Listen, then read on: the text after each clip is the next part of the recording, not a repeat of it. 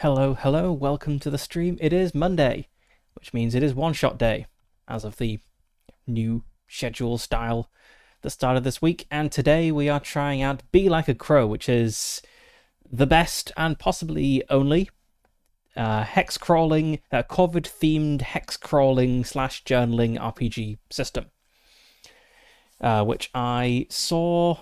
How did I learn about this? It was not tweeted. It was whatever the verb for posting on Blue Sky is. It was posted by the what is it called? Like the solo RPG list.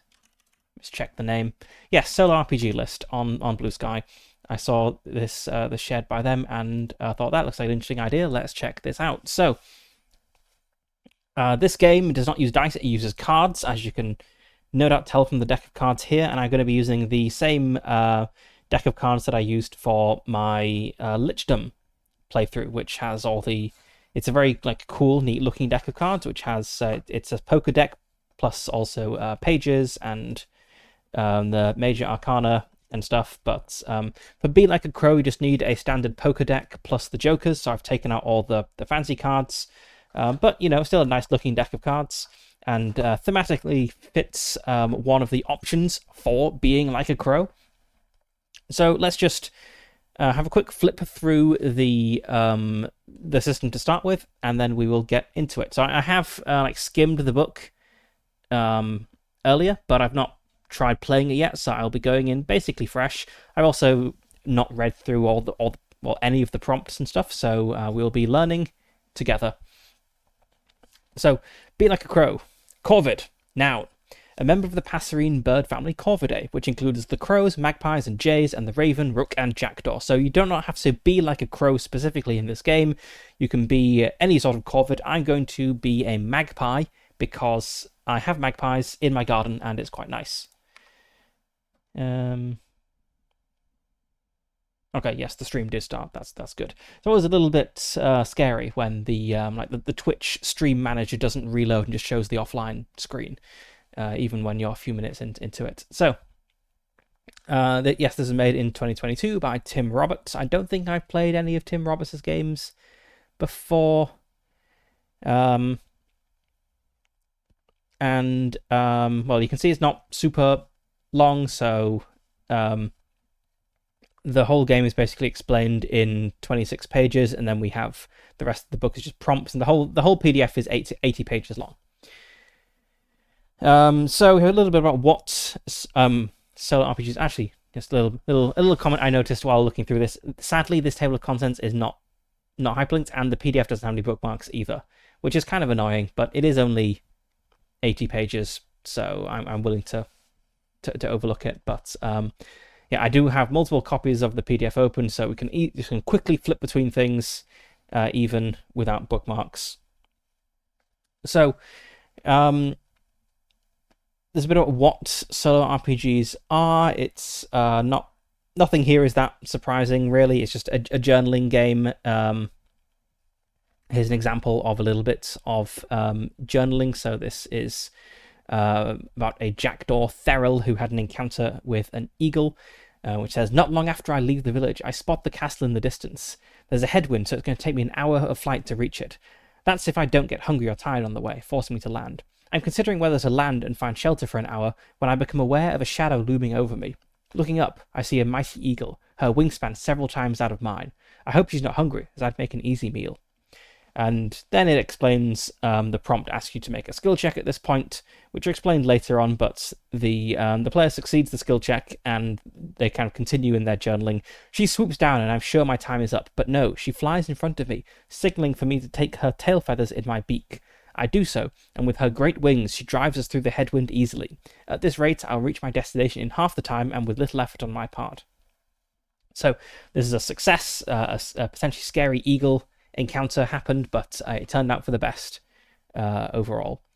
And you don't just choose what sort of corvid you are, you also choose where this corvid is, like what sort of setting you're in, and the book comes with a few different ones. So I'll just flip through the maps one. So we have a kind of steampunk one called Clockwork Crow, we have a cyberpunk one, we have a fantasy one, that's presumably what the example was just talking about, as it mentioned a castle.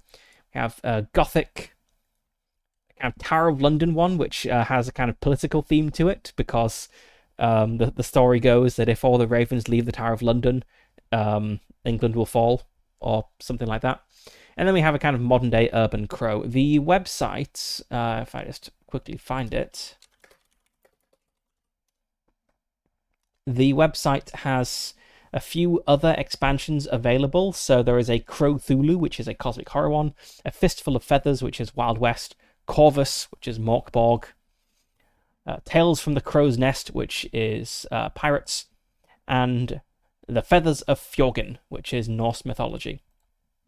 And each of these comes with a map and also a set of prompts. So in my game, I think I'm going to go for the Gothic Crow. So we'll be using this as the map. I've copied it over into Miro here, and we'll be using the Gothic prompts. So just skipping ahead a little bit into how the system works. We have kind of a combination of random events, which are like generic to all of the settings, but then we have setting-specific objectives, things your crow will need to do, and items they can find, characters and locations they can meet. You've got a cool cyberpunk crow thing here. Right, so we'll be playing the Gothic Crow. I was kind of torn. I was thinking Tower of London could be fun because, you know, I spent a lot of time living in London. I've been to the Tower of London. It's a nice place. I've walked past it many times.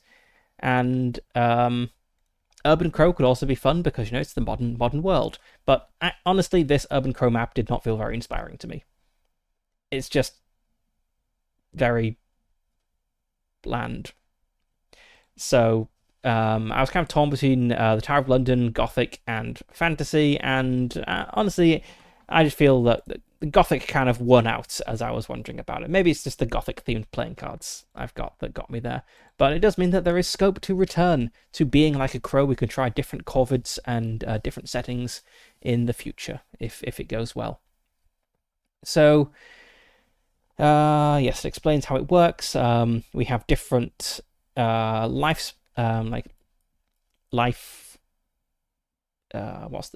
cycle stages. That's the word I was looking for.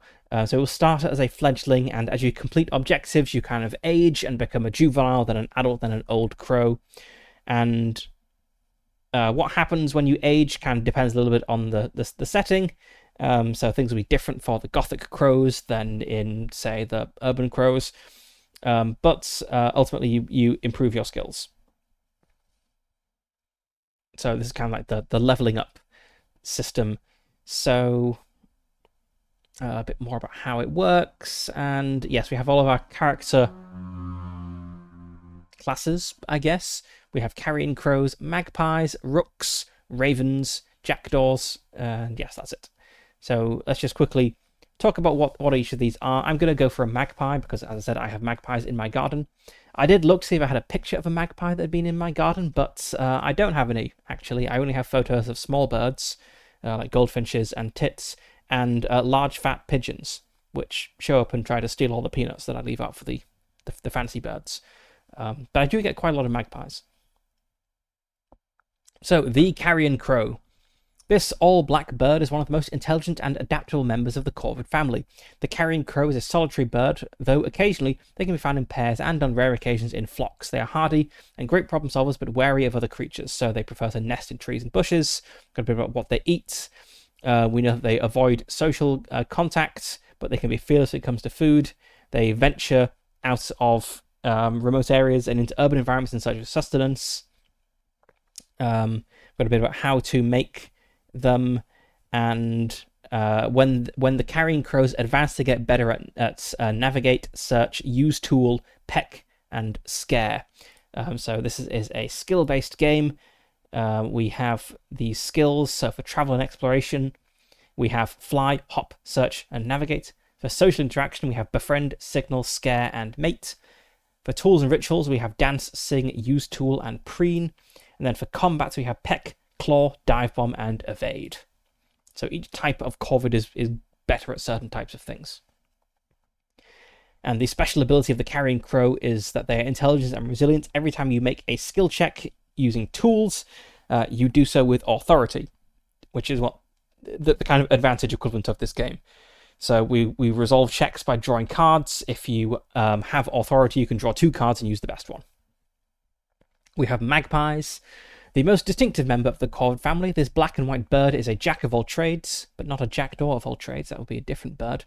Close up, their black plumage shows hints of purple and blue iridescence with a hint of green in the tail. They nest in multi-level dome structures. They eat everything. They're not thieves, contrary to popular belief, but they are pretty smart. They're slow to make friends, but tend to live in pairs and occasionally flock. So a little bit more sociable than the carrion crows. Their habitat's kind of all over the place. And we shall create a magpie. So very first question is, what sort of thing, what sort of name do we have for this? I think I'm going to go for Bip, and I need some bigger text here. So here we go, Bip the magpie. And they are a fledgling.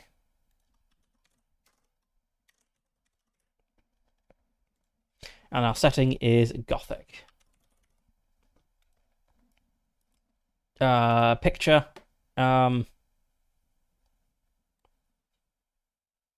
Here's Bip from a distance.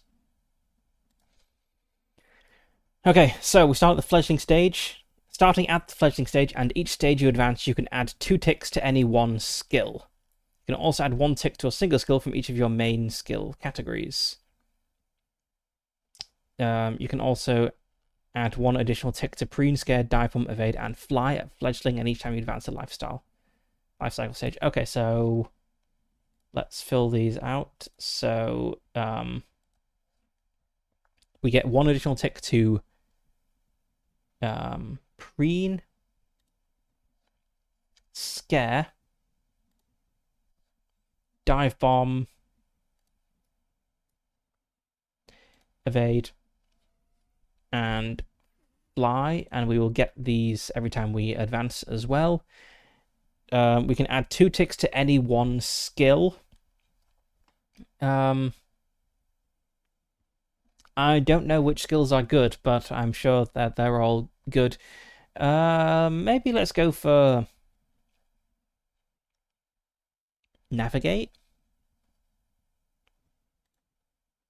Don't want to get lost in the scary Gothic hexcrawl. And we can also add 1 tick to a single skill from each of your main skill categories. So let's put 1 in search, 1 more in maybe signal. Signal is like calling for help.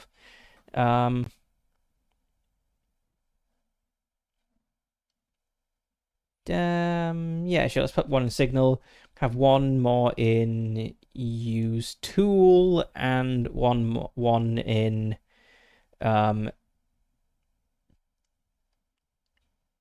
evade. I think starting as a fledgling, we're very small. We don't really want to have to fight anything. So let's copy this down here, because we will want to refer to this if we level up. I don't know how long it will take to level up. It does say somewhere in this book that this is a system intended to play for a while, and does suggest you can adjust how many the rate of leveling up, which is based on completing objectives, which we'll note down here. Says you can add more or fewer objectives required to adjust the pace, but I'm going to go for the default suggested thing of 2 objectives to get from fledgling to whatever the next one is. Yes, fledgling is 2 objectives to juvenile, and then 4 objectives to adult, and 6 to old crow. I don't know what the pace is like, but we will find out together. Okay, so we got our magpie.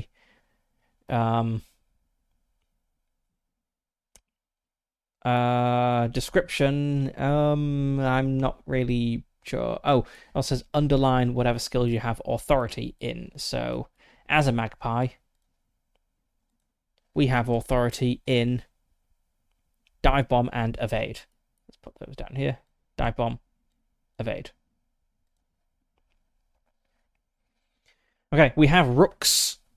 With their greyish white face, thinner beak, and peaked head, they are easily distinguishable from other corvids. They are very sociable and often found together with jackdaws. They nest in communal colonies known as rookeries.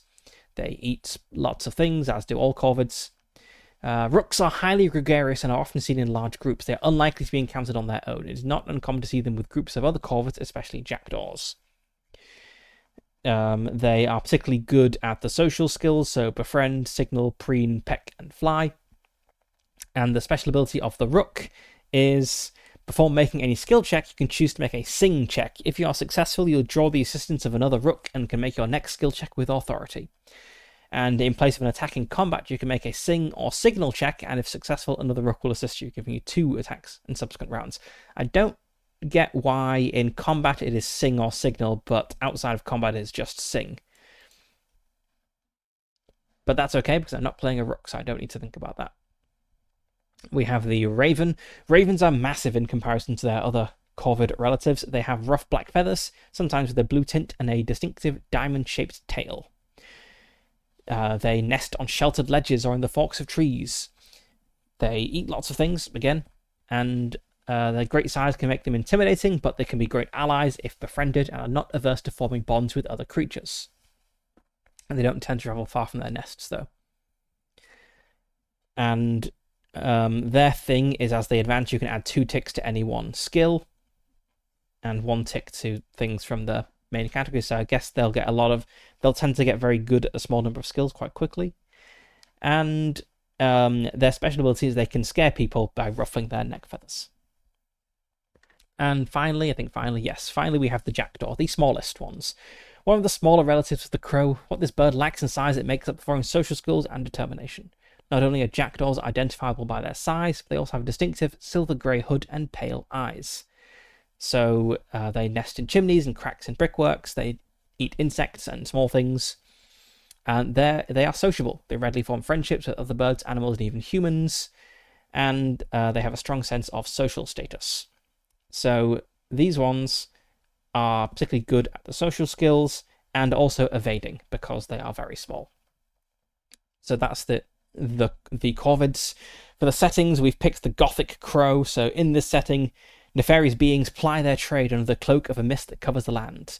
Protect humans from creatures of the night, and align yourselves with others who wish to bring light back to a world that is forever in shadow. Gather information in graveyards, and seek out occult artifacts to help lift curses that have beset the population. Very crow-appropriate setting. So the others, just to briefly summarize them, the urban crow is the modern day environment. So I guess dealing with all the complexities of that. The cyberpunk one, you have like genetic brain augmentations, which I don't really know who's like plugging computer chips into the heads of crows, but that's what happens in the cyberpunk setting. Fantasy is, I guess it's, kind of conceptually quite similar to the Gothic one. It's just, a different like vibe, right? Gothic is more scary. Fantasy tends to be a bit more hopeful. But like the elements between the two can be quite similar. Steampunk it's steampunk, and the Tower of London one is political. So we are going for the Gothic Crow. A little bit of flavor text here. Example of a game. The master has bid me take to the eastern pass between the Dead Forest and the Devil's Teeth. Is that on our map? Dead Forest. Here we go. And the Devil's Teeth, I'm not sure where that is. Maybe we'll name places as we go. I'm not sure.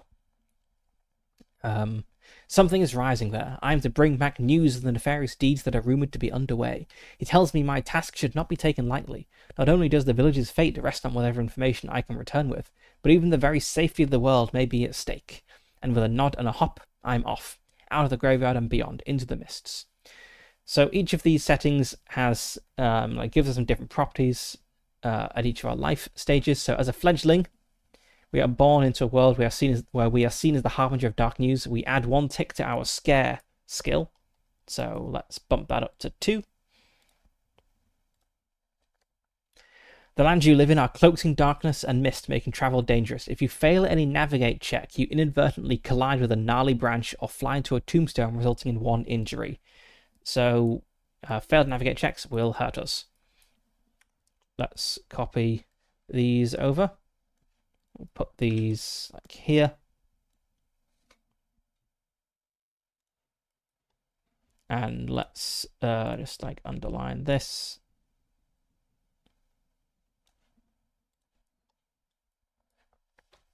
So I've not. We'll read through the other things if we get to that point. Okay, the rules. So we have our deck of cards. It is a normal deck of 52 cards, including the jokers. A game is likely to take place over many sessions, or this is just a one-shot, so we'll see how far we get. But it is good to know that it is designed to, take a while. And starting, mark any location on your map where you'd like your nest to be. Okay. So we got the village, the mountains, waterfall, graveyard, church, mists, eerie castle, haunted lake, dead forest, swamp, or ghost town. Let's see, how many is that? Is that like a conveniently dice size number? I've got 1, 2, 3, 4, 5, 6, 7, 8, 9, 10, 11. Okay. Let's, I'll just roll. I don't have my. Let me just grab my dice quickly. I can roll d12.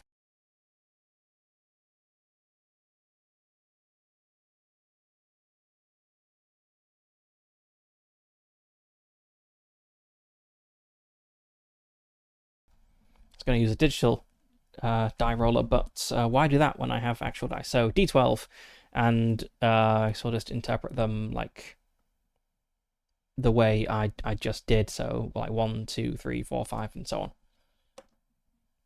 Okay, we are in 1, 2, 3, 4, 5, 6, 7.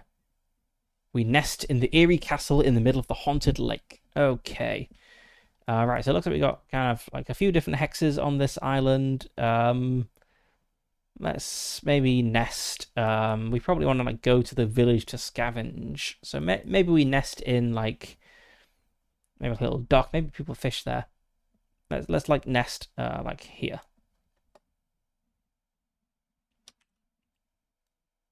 Let's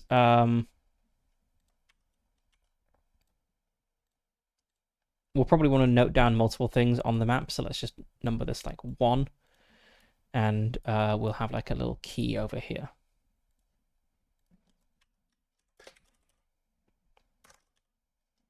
So 1 is our nest over here in the coast of the eerie castle island in the middle of the haunted lake. You might want to describe your nest and the nearby area in your journal. Now draw a card from the play deck and generate your first objective from the prompt table related to your setting. You can also journal who came to you with this objective. Okay, and then we kind of flip into game mode. Okay, we'll kind of flip through this as well. So let's just quickly skim through this, but we'll refer to it more closely as need be.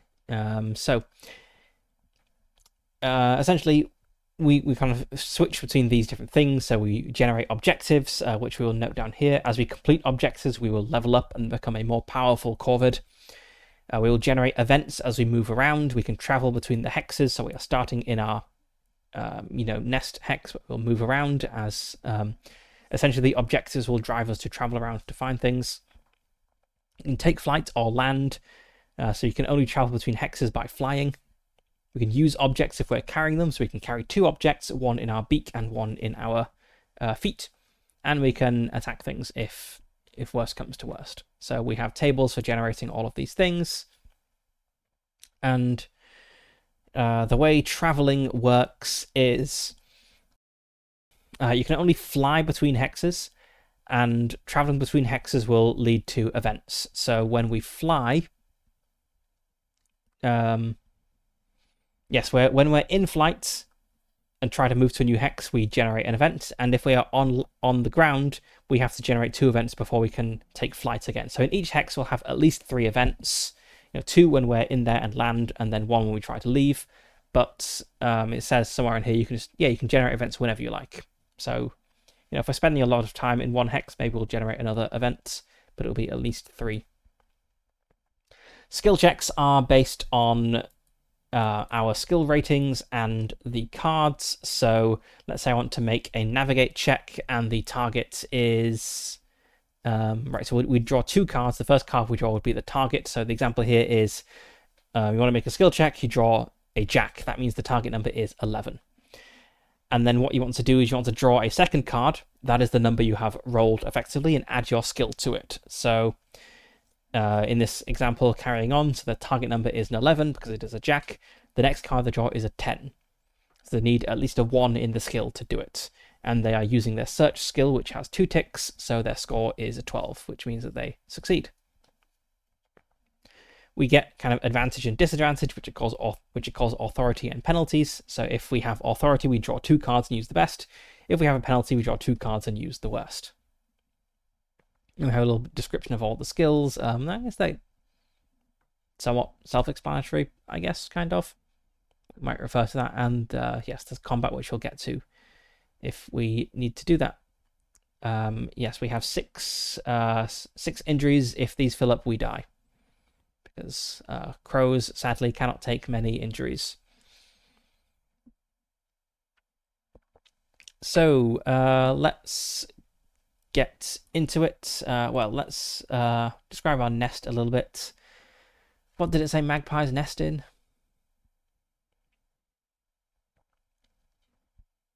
Multi-level dome structures made from twigs and straw high in trees or thorny bushes. I think we probably live in a thorny bush. That seems a very gothic thing.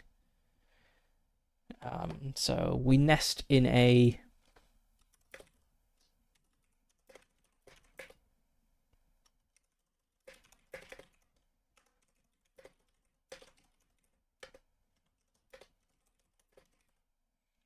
Is it called the Haunted Lake? Yeah, it is. Okay. So that's where we live, in a thorny bush facing the Haunted Lake. It's on the shores.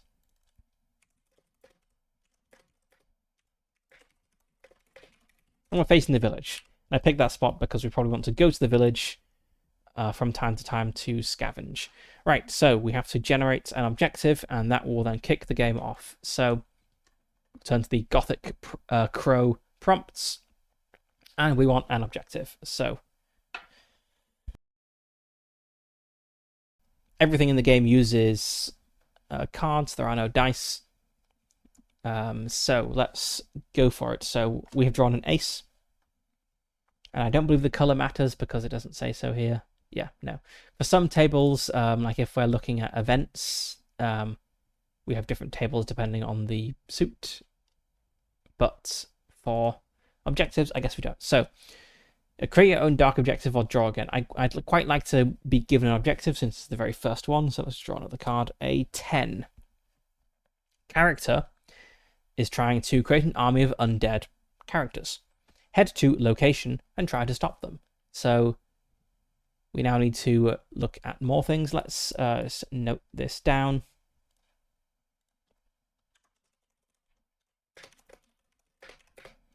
This character is trying to create an army.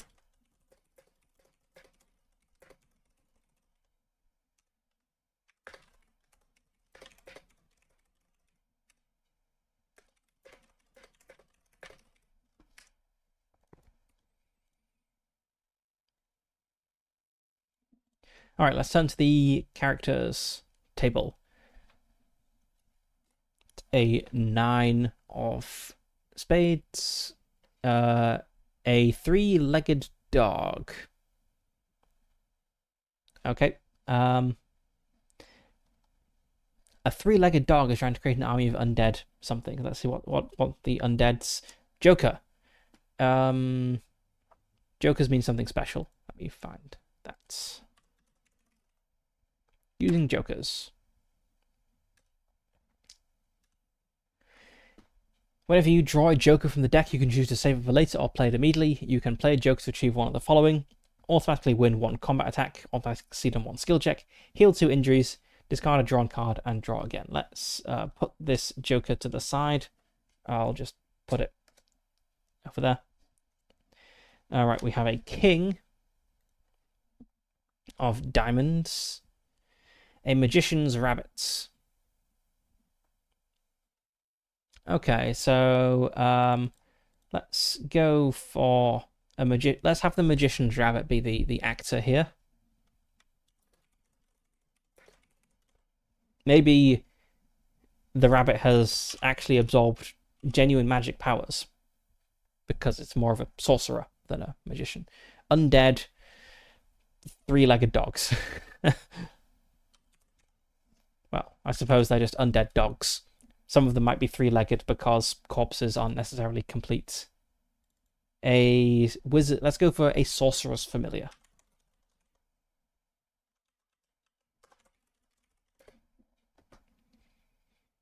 A sorcerer's familiar is trying to create an army of undead dogs. I should head to a place. Got a king here. I should head to a rotting satchel thrown into a ravine, try to stop them. So something that they need, something that can stop them is in this place.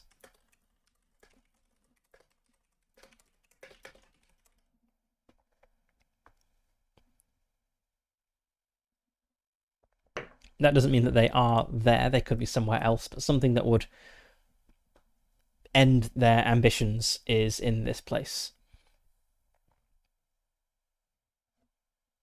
Okay. I see we should note down the stats of these things. So the magician's rabbit has a +0 to its attack and evade. It has 2 injury slots, and it inflicts 1 injury when it successfully hits me. And the dogs.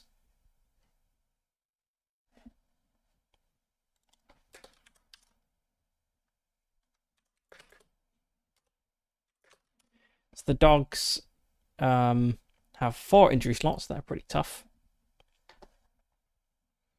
Right, then the location. So we have a ravine, which we should put somewhere.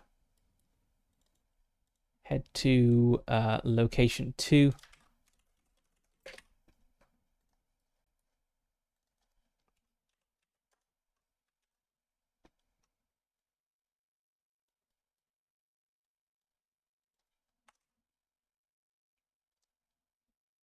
Well, I guess it's just a ravine, and it has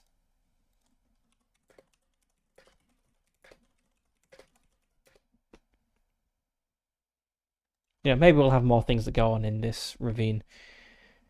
I suppose it makes sense for a ravine to be like in the mountains, probably.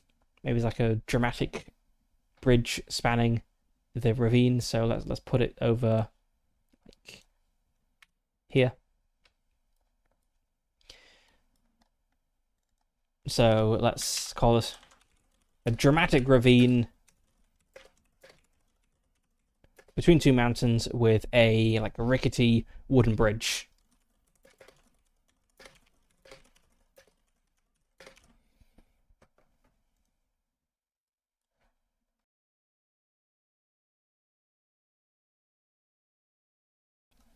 Okay, so we want to get from here all the way over to here. And let's turn back to how we actually played the game. Okay, so yes, it suggests we went to journal who came to us with this objective. But then we are just going to be moving, which will generate events as we go, and probably have quite a few events as we got a fair distance to travel. Okay, let's. I don't really have space. This notes is potentially space for a journal, but it's not a huge amount of space. Let's start. Let's put some notes here. So our first thing, let's see who came to us with this piece of information.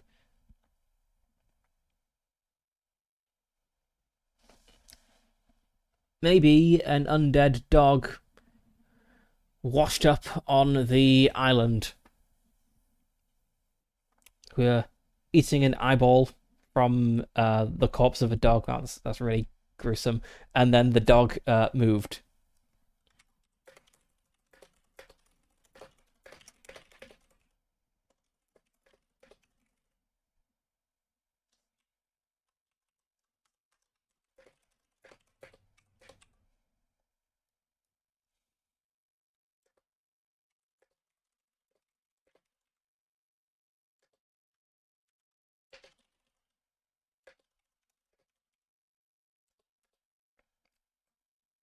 Okay, that's how I learn about the undead threat. How do I know that I need to go to this place to get the thing? Maybe it has maybe it's like branded by a symbol that I've seen. Yeah.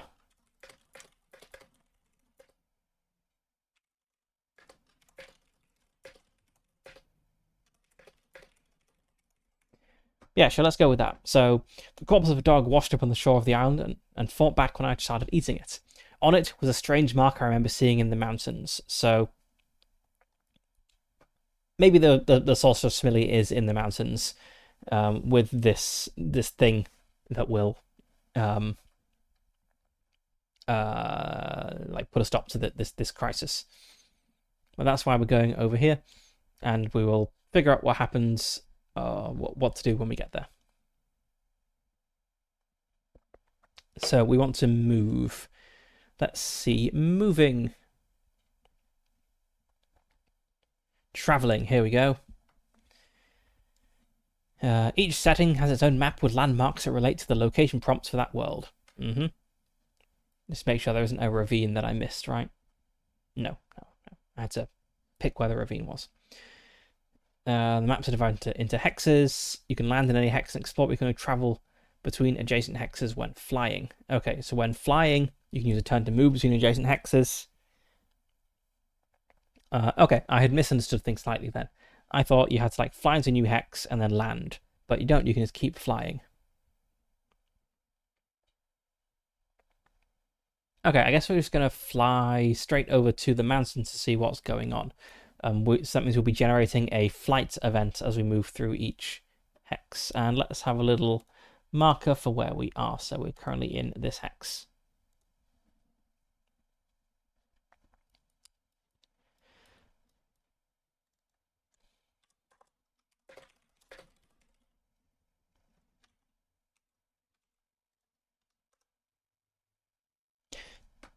Was there something about... No, okay. So I think some of the settings say when you're a fledgling, you need to make a check to fly because you're small and going to crash. Let's just double check that that's... Yes, that is a setting specific thing. So for the Ravens of the Tower, when you're a fledgling, you're still new to this. Until you complete your first objective, you must make a fly check every time you take off and land. But that is not the case for the Gothic Crow. So I can fly just fine. So let's take flight and move.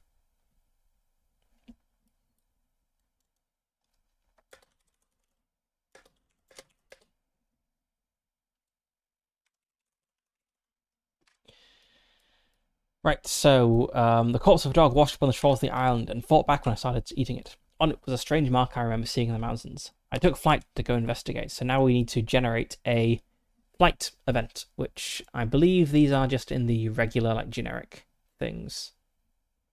Yes, events in flight, events on land. So these are kind of the same for all of the settings. But they may refer to like characters and objects and things that are then going to be setting specific. So I've got a 3. You spot an object on land. To obtain it, you'll need to land and take 2 turns before you can leave the current hex. So I've encountered this while flying over the lake, so there's something kind of bobbing in the surface of the water that has caught my eye. Let's roll an object and see what we got. Queen, a gargoyle's fingernail. While carrying this, successful claw attacks inflict 1 extra injury.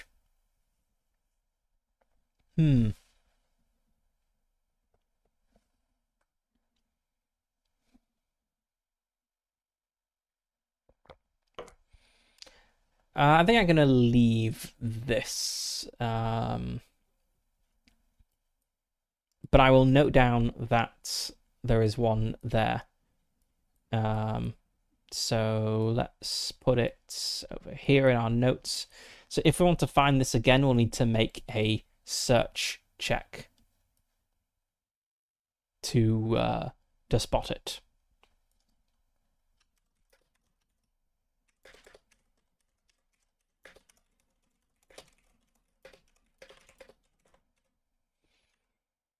And since this is in a lake, probably I'll just say this disappears, like it sinks or drifts off somewhere else if I not picks it up in a few turns. But that's that. So now we move into this hex, and we have another event. No, I should note that down.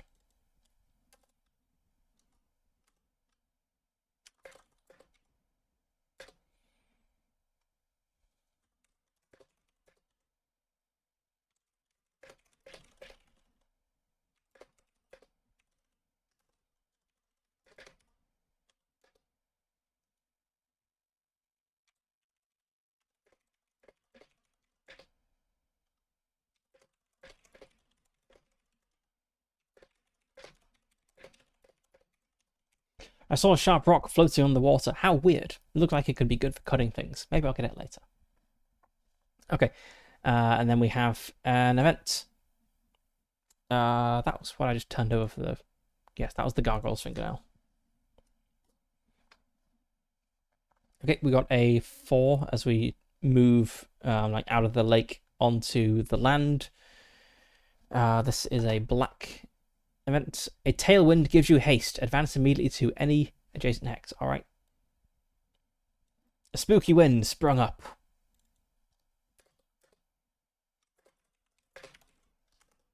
Yeah. Spooky wind sprung up. Carried me along. Towards the mountains.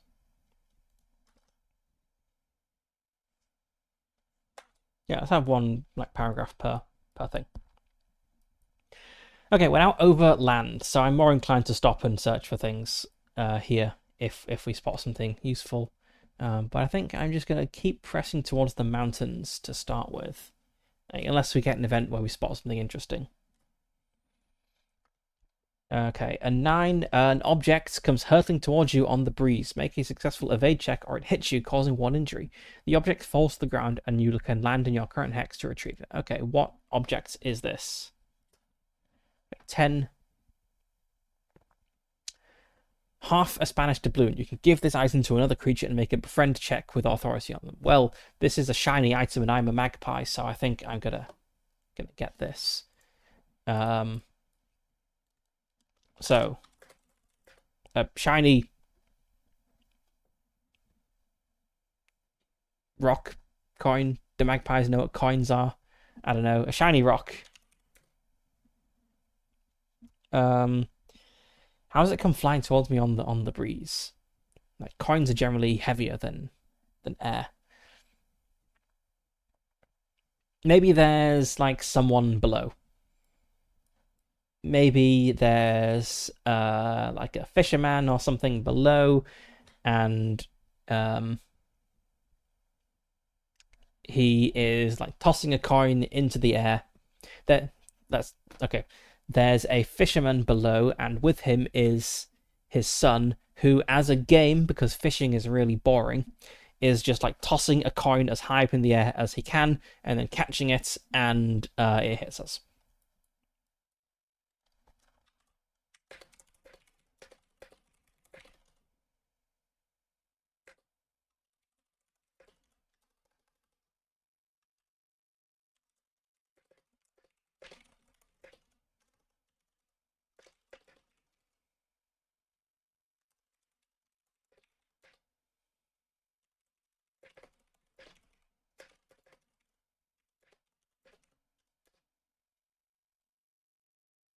Does he hit me? So I need to make an evade check. And I have advantage in evade, so first we'll draw the difficulty. So I need to beat a 2. Oh, I need to equal or beat a 2. So I think it's going to be fine. I've got a 2. That's a success. Okay.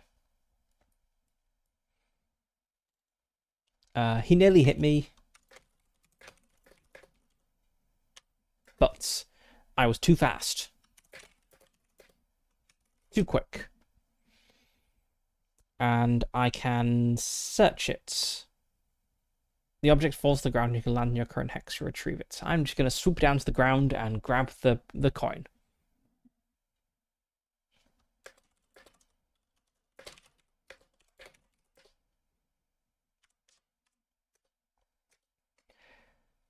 I don't know if I need. Let's see, skill checks. I kind of want to make a skill check to like get away from this guy. Surely he's not just going to let me take his coin. But I guess I could just like do a skill check whenever I want to. Let's see if there's any like guidance on this. I guess it's not in this bit. It's going to be a little bit later.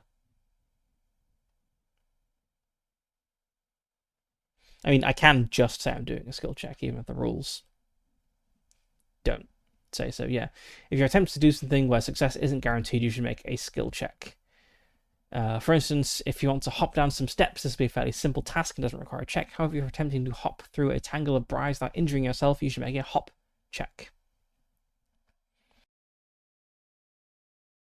Okay, I think I'm going to try to scare this kid because so he's like tossing a coin up in the end, catching it and tossing it up and over and over and over again. He nearly hits me, but I kind of wheel away to the side and like swoop down and grab the coin. And he comes forwards to try to get it, and I'm gonna like fluff up my feathers and caw menacingly at him while clutching the coin with my foot. My target number is a 6. I have a 3. My scare is a 2.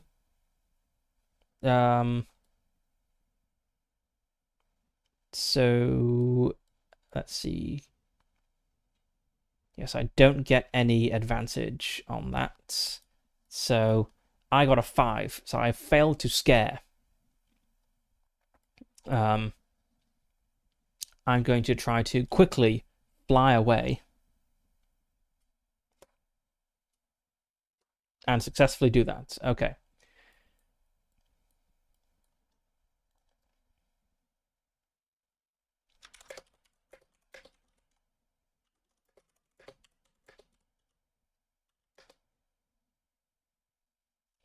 So there's a big man catching fish and a fledgling man throwing a shiny rock as a game. He nearly hit me, but I was too quick, swooped down to grab it. I tried to scare him off, but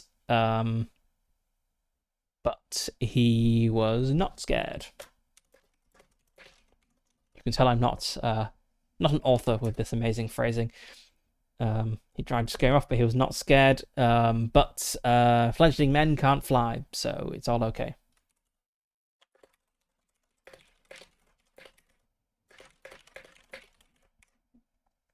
Okay, so we need to resolve 2 events before we can take flight again. I'll say that kind of counts as our first one. So we now need to turn over a card to see what happens while we are on the ground here. We've got events on land. Yep. 9. You meet a character who has to carry you to the next hex. You can travel there without making another check and heal 1 injury tick. Okay, that's good. Well, we're actually not injured at the moment because we dodged. But we meet somebody helpful. We meet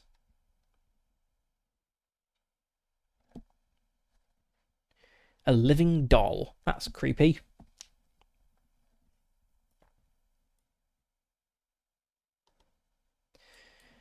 Okay, who is this living doll? And why are they being helpful to us?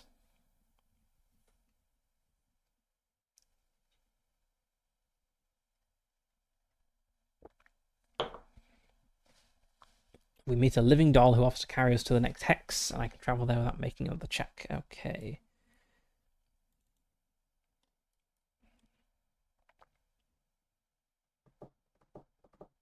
Wonder if they're connected to the people we just encountered.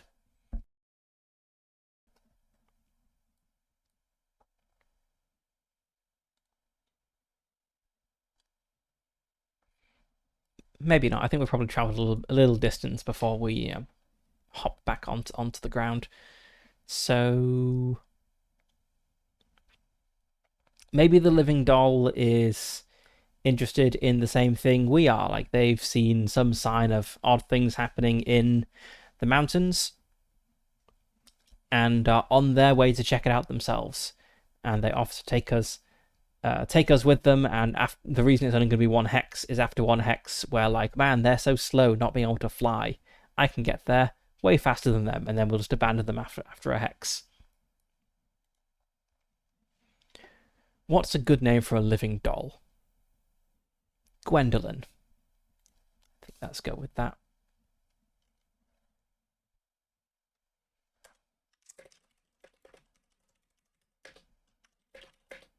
Shuffling in the bushes ahead.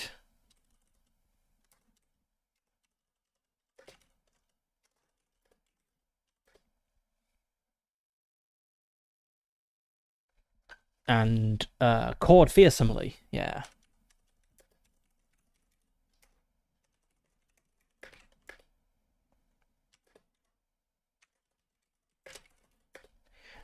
Porcelain. I'm imagining like a Victorian like porcelain doll, even though it could be any sort of doll. It could be some sort of like wooden golem thing. Oh. Imagine like a fancy doll that's been creepily abandoned out here and is now magically animated somehow. I heard a shuffling in the bushes ahead and cawed fearsomely at a porcelain face that poked out.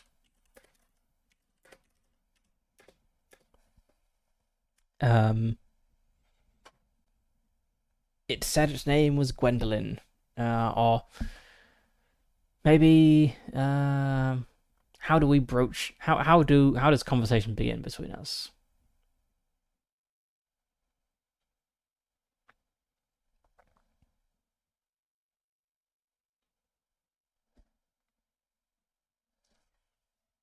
We could just like skip over that. We like it says it's not a threat. We talk. Yeah.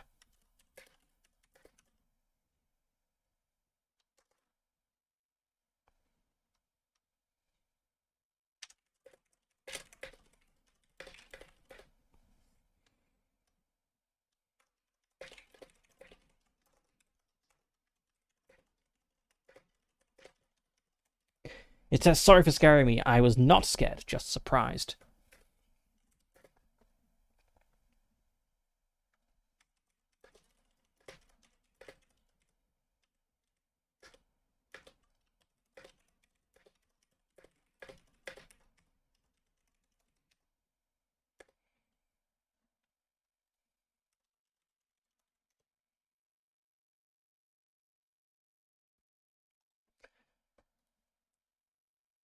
Does Gwendolyn end with an E? Maybe. I don't know, that looks wrong to me. I've never met a Gwendolyn, so I'm not really sure how you spell the name. Okay, so the doll, its name is Gwendolyn. Is also going to the mountains.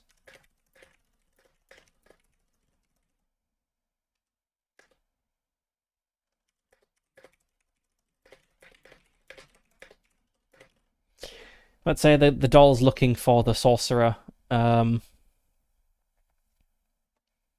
whereas I'm looking for the sorcerer's familiar, who is some sort of animal, possibly a rabbit.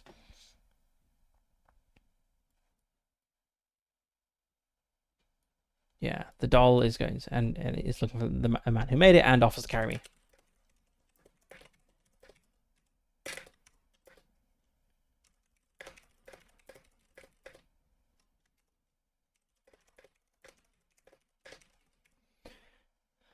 I heard a shuffling in the bushes ahead and cawed fearsomely at a porcelain face that poked out. It says sorry for scaring me. I was not scared, just surprised, and asks where I'm going. The doll, its name is Gwendolyn, is also going to the mountains. It is looking for a man who made it and offers to carry me. It holds out its hand, but I hop onto its head, and we head up into the hills.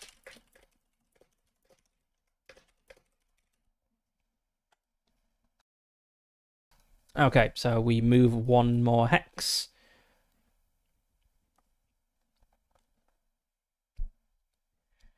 And I think now we want to take flight, because we want to head up into the mountains, and birds are not going to like hike up a mountain.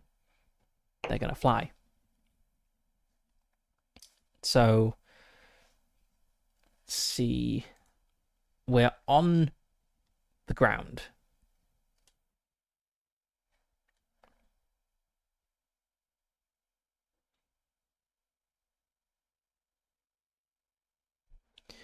So we are on the ground. When you do, you must generate at least 2 land events before you take flight again and move an adjacent hex. I guess we've had 2 events on land since we landed. We've had stealing the coin, which I should note down. In my feats, I have a coin. Like half a doubloon or something, was it? What was it?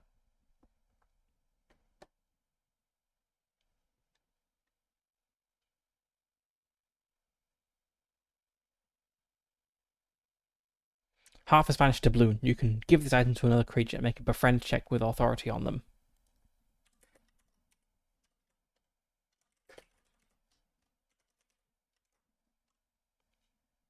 I didn't pick up the gargoyle finger. I have left that in the lake.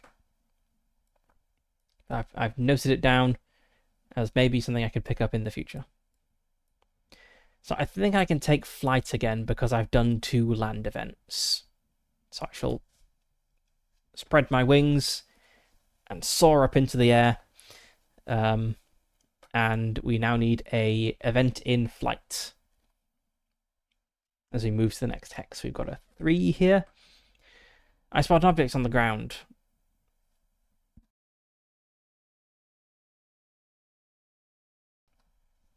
I was wondering if there's like any difference between the red and black ones, or is it just a means of giving like an extra big table? Let's see. It's got like social things and objects. We have a combat encounter, get a new objective, getting lost.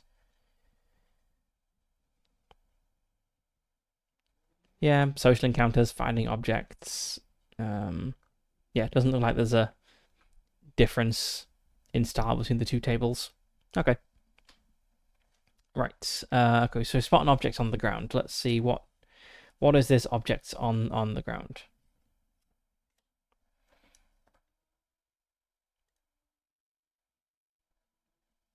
We've got a bag of rat's whiskers. Weird. They must have some kind of use. In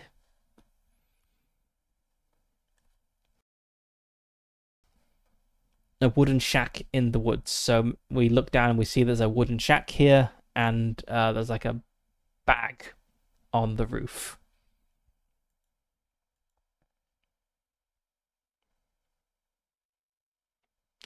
I see. Make a use tool check to dislodge it from where it is trapped. So maybe it's actually like wedged in, like kind of like caught between 2 branches in a tree where like it forks. Sure, let's put that in. We've got a little cabin in the woods here.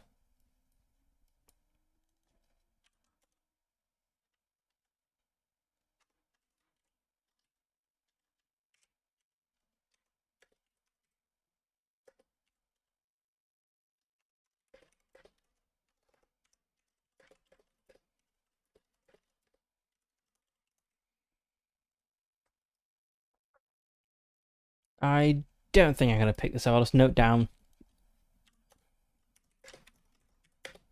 that there's something here.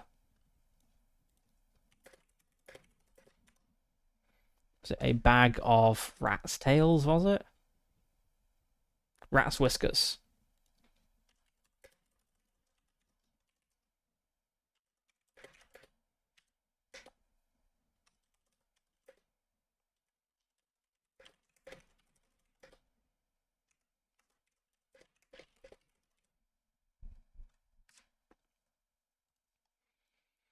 Okay, so yes, I shall leave that, and we shall move into the next hex. Have a queen this time. You fly into bad weather. Make a search check for a place to take shelter. If you succeed, you descend and take your next 2 turns on land. If you fail, you press on, taking 1 injury. Okay, so oh, I need to note down that I spotted a thing.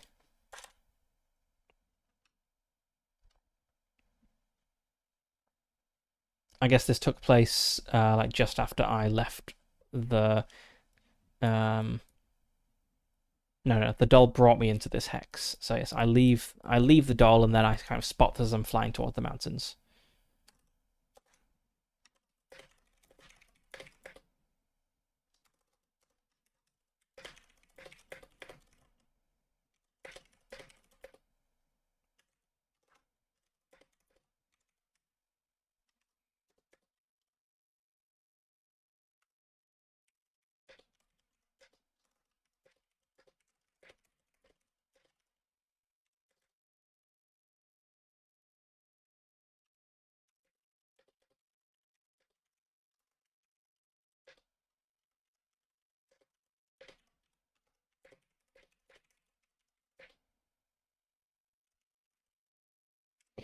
Gwen took me a little way, but goes so slow. I went back into the air. I saw a wooden house with a bag of something outside. And then the weather takes a turn for the worst.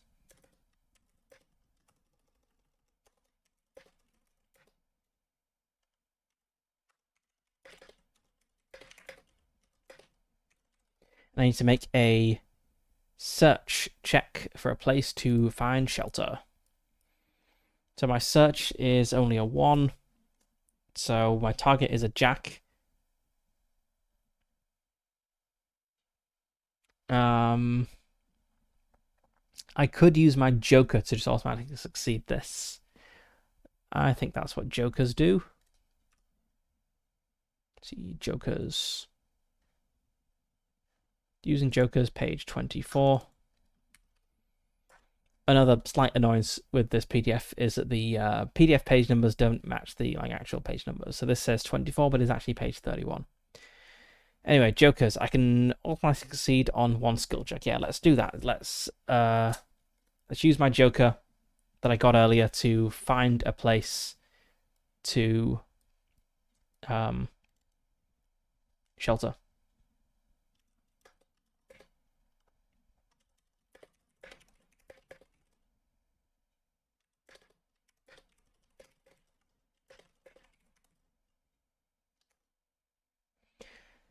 What am I looking for? I must be near the thing in the mountains. Yeah.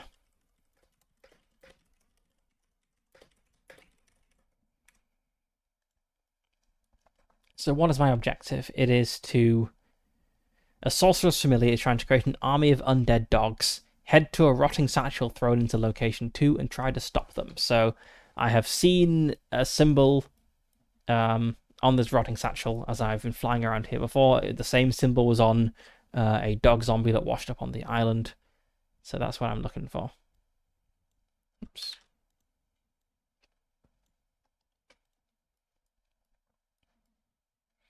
My next 2 turns on land, I guess I could just walk around.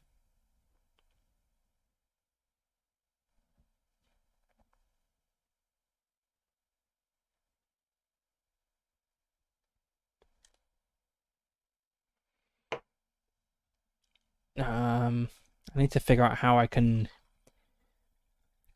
use this satchel to stop the horde of dog zombies that is no doubt on the horizon. I probably hear the howling of dogs here if it is full of dog zombies.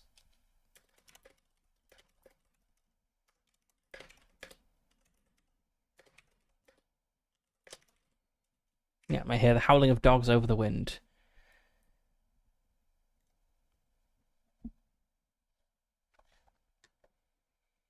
I think let's maybe search around. I can make some... let's make a search check. If I succeed, I will find the satchel. I think that's how it actually works. I want to find a thing. I don't know exactly where it is, so I need to make a search check. If I fail, let's have an event. I was kind of hoping that I'd have had an event that would give me an objective by now, but I haven't had that.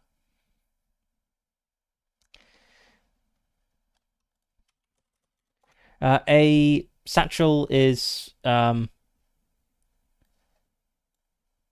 this sort of thing. So it's a bag. So There is a bag, presumably dropped by a traveler in the mountains at one point, that is rotting away, and it will contain something to stop the undead dogs.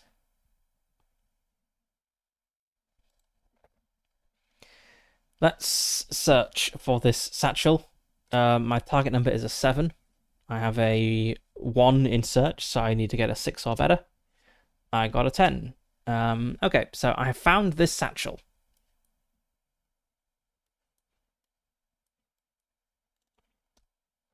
Let's just like walk around. The wind is really bad, so I'm probably like sticking to the ground.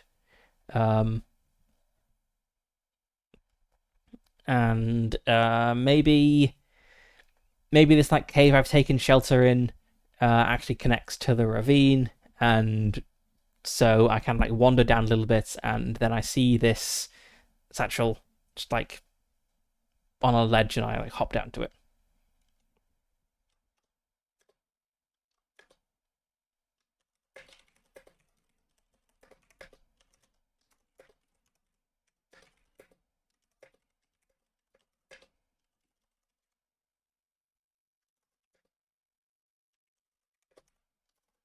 A magpie probably doesn't know the word satchel. It's going to go for bag.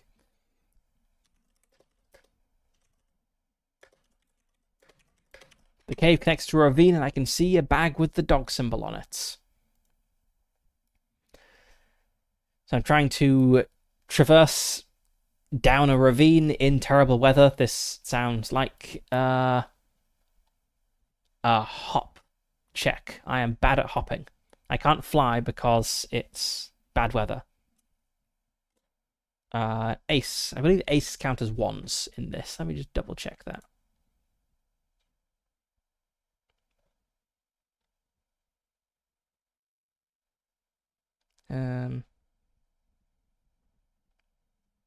Yeah, I guess aces count as ones. Okay. So yeah, I'm able to hop down safely, easily. There's a very clear path, I suppose.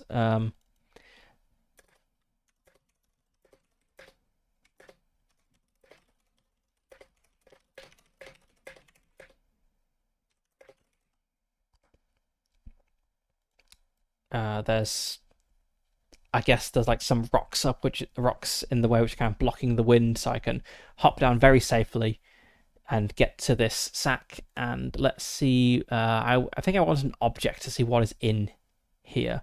Or maybe I just pick an interesting object. This is something that can stop undead dogs. Let's see, what objects do we have for Gothic objects do we have? So we have a black rose with the scent of death, fractured cat femur, a blood-stained lace glove, poisoned darts, a bobbin of golden thread. Let's just pick one at random. Poison dart. Okay. On a hit, it instantly kills your opponent.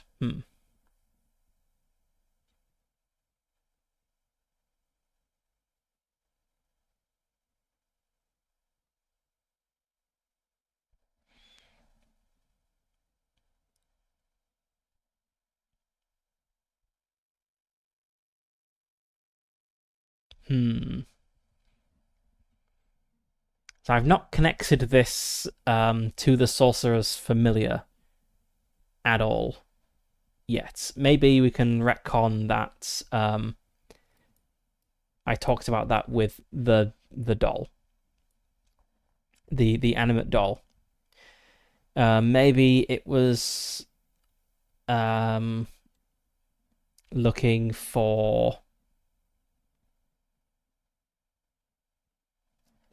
Yes, undead hound would sound scarier than undead dog. An undead dog sounds almost friendly, I suppose. Let's see. So the doll, I guess, was the creepy animate doll was.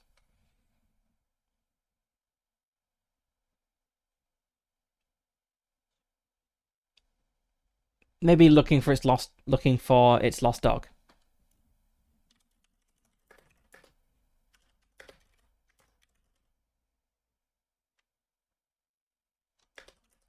Okay, the doll was looking for its lost dog, which it thinks has gone into the mountains, and I was like, that's cool, but I need to go and find the thing. Maybe I'll help you find your dog afterwards. Now that I found my thing, I'm gonna come back to the doll, and then the doll will be like, "Oh my god, I found my dog, but it's something's very wrong with it." Okay.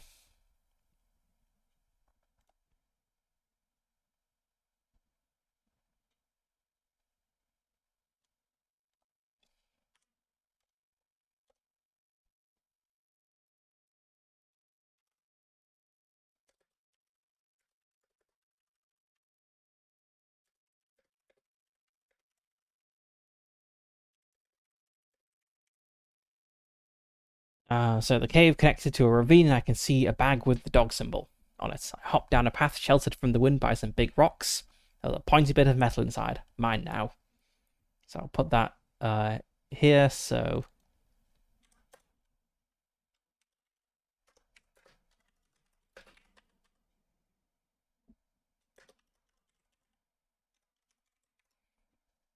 I've got a poison dart in my beak, which is an insta kill. And I kind of want to generate a new objective because I don't have one.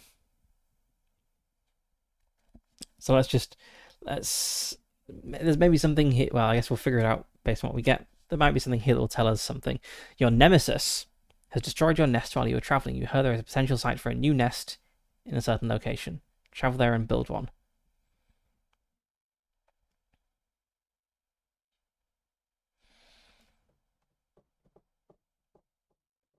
My nemesis has destroyed my nest. The first thing that comes to mind is maybe the undead dog I started eating, which then scared me off by not actually being dead, has destroyed my nest. But I just kind of left it there. And maybe the Sorcerer's Familiar is actually my nemesis. And so it wasn't really intentional, but kind of indirect. So let's just note that down. Meanwhile,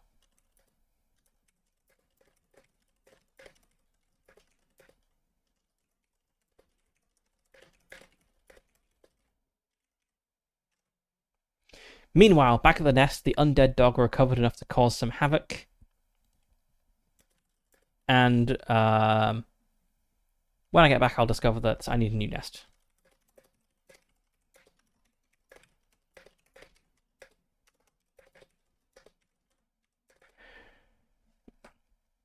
And let's see, where have I heard there is a potential site?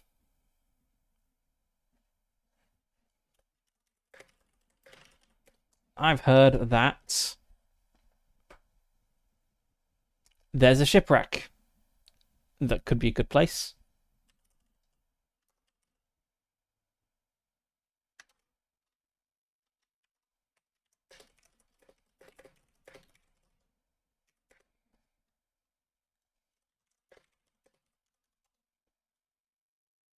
Because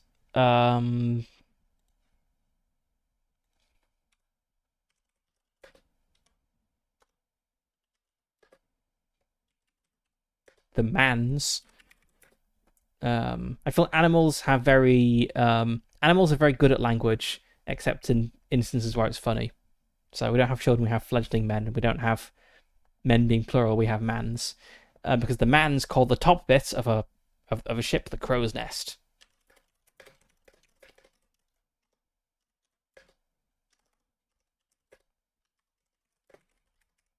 So there is a ruined ship somewhere in the lake. Maybe like over here. Let's go with this. That's location 4. And this is a good place, we think, for a new nest because the top bit of the ship is called the crow's nest. It's like the lookout bit on top.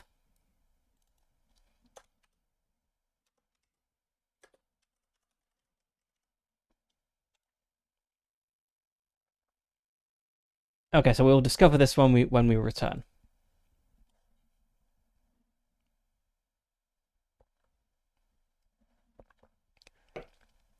So I guess that doesn't directly connect to this sorceress. Maybe the sorceress familiar is actually another bird.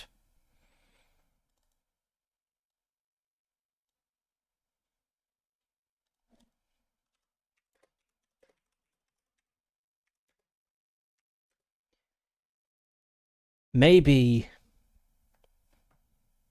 it's a pigeon.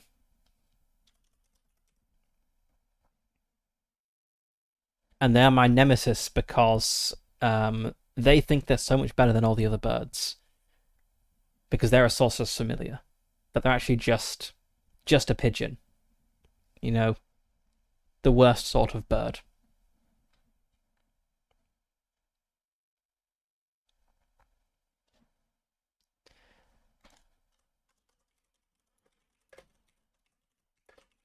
I need like a really pretentious name for this pigeon because it's a familiar. Let's see.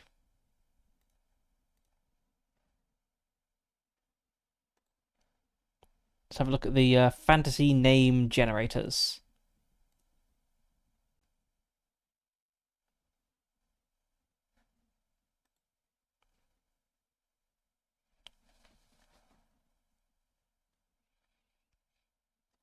I mean, pigeons are okay, but I mean, compared to other birds, they're just not as good. Let's see. Fancy names.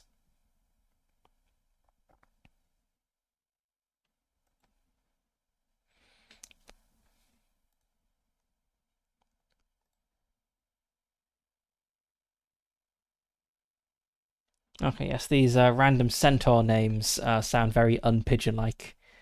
Sorcerer's familiar, my nemesis. Let's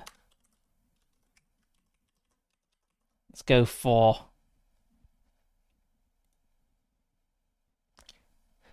Leandothius. Sorcerer's familiar, Leandothius, my nemesis, a pigeon. He's trying to create an army of undead dogs. That's a very unpigeony name.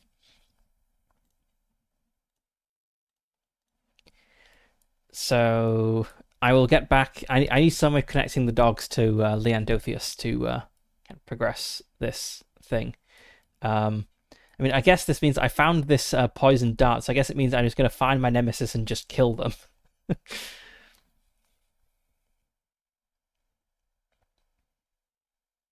Maybe I'll just keep this with me, and or maybe maybe yeah, I need some way of connecting this to the pigeon.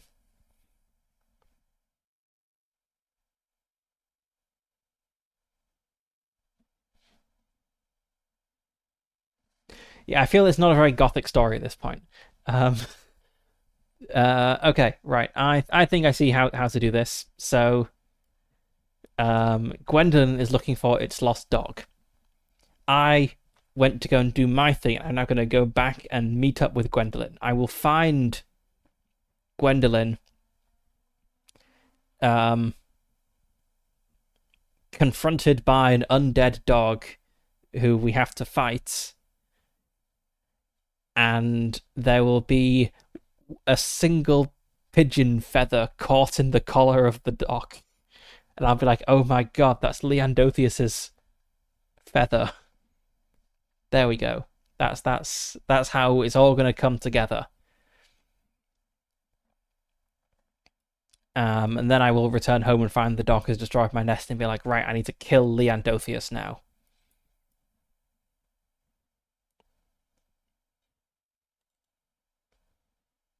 Okay, right. So we have another meanwhile.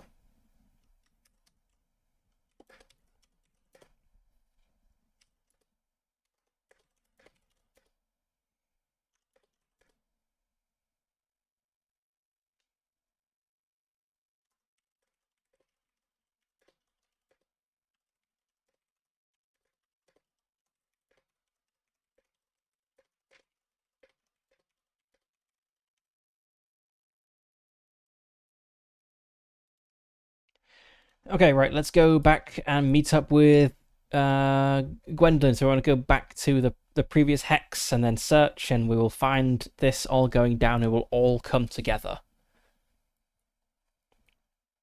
So, I think we've done. So the weather took a turn for the worse. I think we've done two things.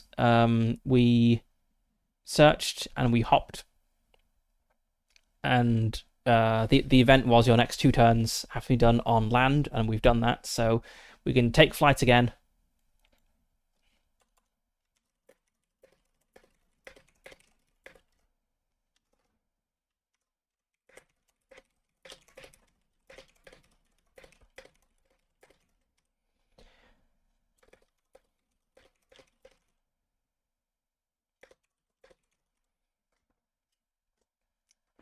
So the story is coming together. We have 2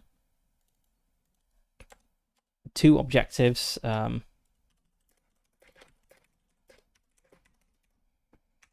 we don't really know about one of them yet, but we will when we get back home. And when we complete these 2 objectives, we will level up. We will be a young crow, or whatever the middle tier 1 was called. Juvenile. Okay. Right, so we need a flight encounter. Events in Flight Ace. You meet a potential mate. If you are looking for love, make a mate check. On a success, they will accompany you in your adventures. While flying, I meet the most beautiful magpie I've ever seen.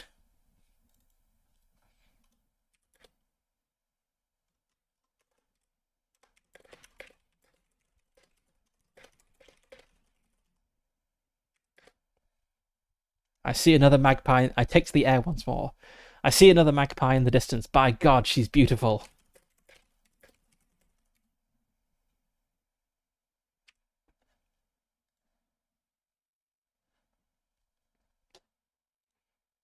I don't think I'm very good. I'm not very sociable.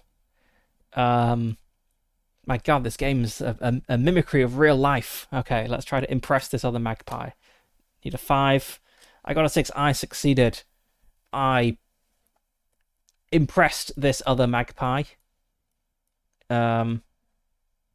I did a fancy little flight.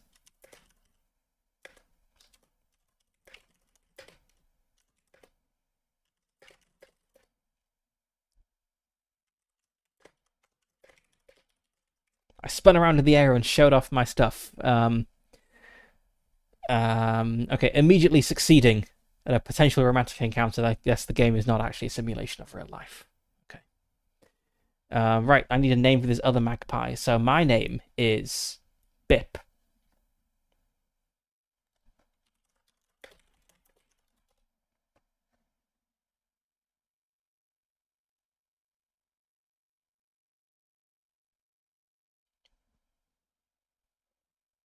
What could she be called?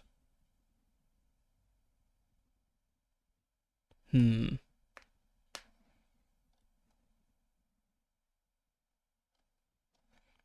See, does the fantasy name generator site have a magpie name generator?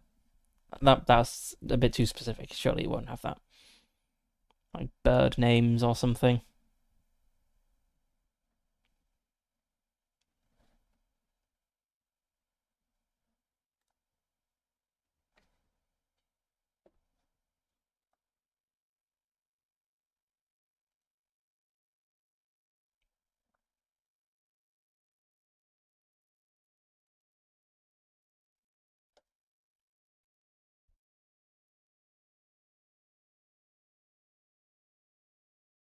Actually, I think I'm gonna undo this. I don't think I want like a second magpie around with me.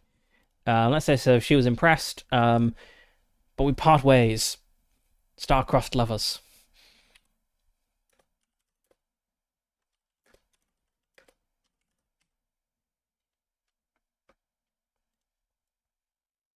I think just having the one magpie to deal with is fine. Okay, so that happened, and now I'm searching for Gwen. My search is I have a 1 for that. Joker, I guess I'll put that aside. 2, so I'm going to succeed, and an 8. Okay, I succeed so well. I spot Gwen, and she seems to have found her dog.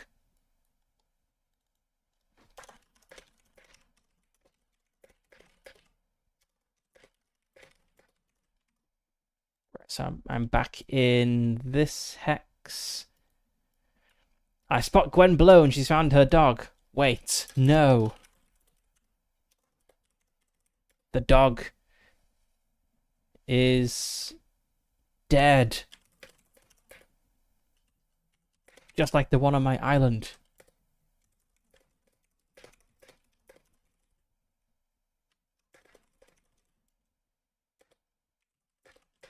And it's mad at her. Okay, it's dog fighting time. So, turn to combat. You live in a dangerous world, and not every creature you encounter will be an ally. Some see you as a threat, others are known enemies, and then there are those who see you as nothing more than a meal. Okay, so, the dog. It has a +0 to its attack and evade. It can take 4 injuries, and it can inflict 1 injury. Combat takes place in rounds. You always act first, so I can choose whether to attack with dive bomb, claw, beak, or to flee. I have advantage to dive bomb, so I guess I will open with that. Draw a card. Add the number of ticks from your chosen combat skill to its value. This is your attack score. Okay, so it's like an opposed skill check. Okay, cue the Pokemon battle theme. We are fighting a dog. So it's got a it's the dog's stats. Right. Okay. So I have gone for dive bomb and I have drawn a 10, so that's very good. I've also got a king. Okay, so that's a 13. Yeah, if Jack is 11, Queen must be 12, and King is 13. So I have a 14 for my dive bomb.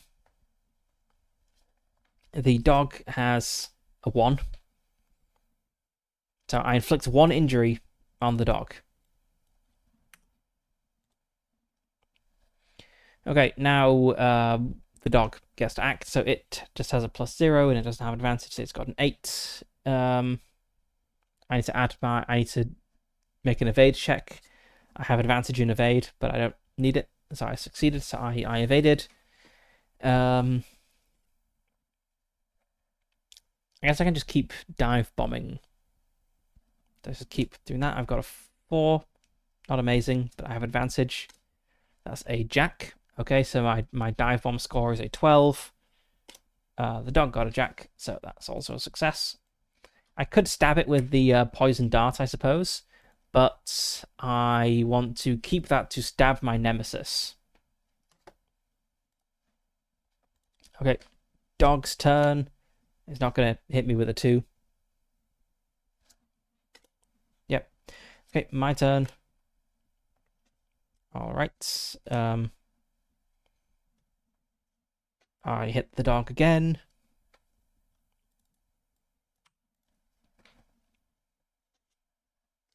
And that's the dog's turn. It fails to hit me. And then my turn. So I got a 9 to hit. Well, I need to draw a second card because of the advantage. Let's quickly shuffle these.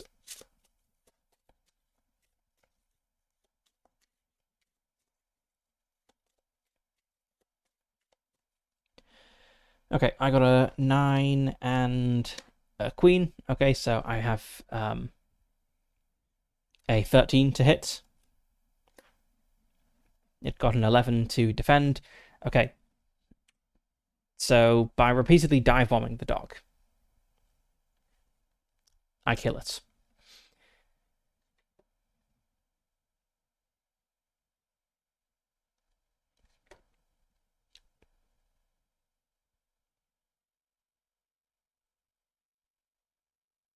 I wonder if can I just keep dive bombing something? I feel like dive bombing is kind of like an opening maneuver. Or I suppose maybe what's happening is I dive bomb the dog. It like tries to bite me or whatever, but I evade by like flying up into the air above it again, and then I like swoop down again. Okay.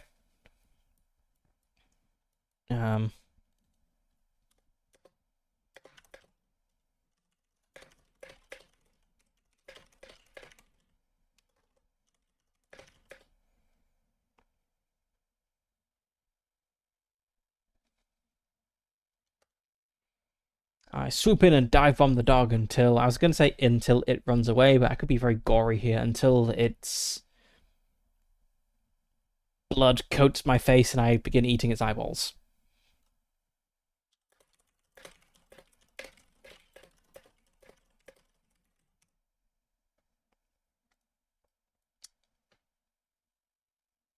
There we go.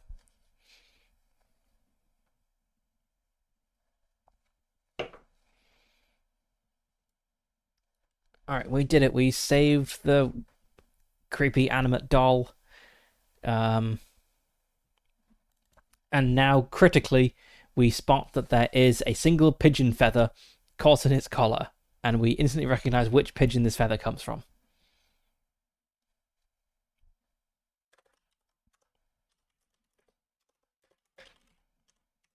Wait, is that one of, oh god, what's the name? Leandothius's feathers?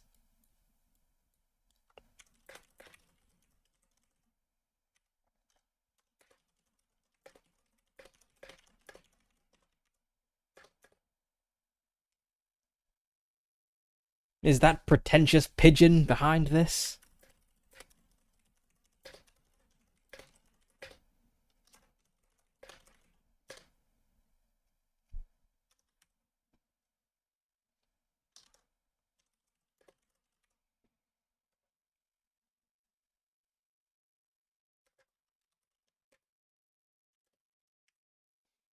Wait, is that one of Leandothius's feathers caught in its collar? Is that pretentious pigeon behind these dogs? What a dick. Just like the sort of thing he would do.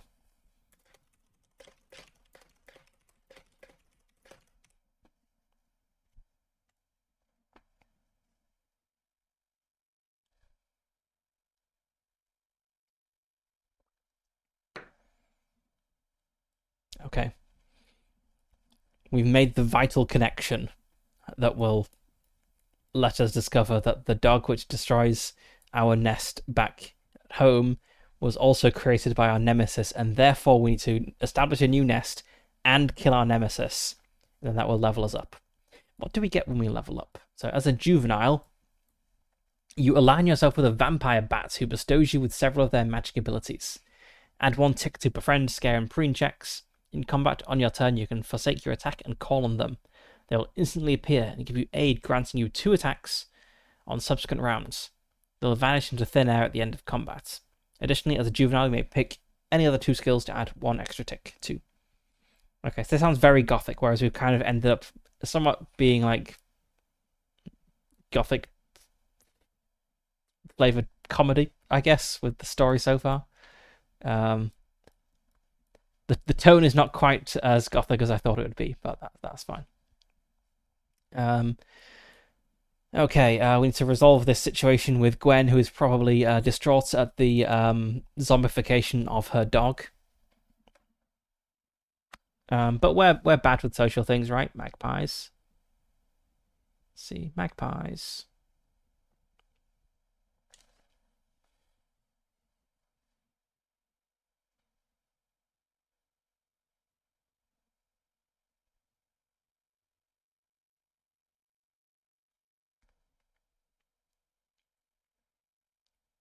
Slow to make friends, have a certain arrogance about their demeanor.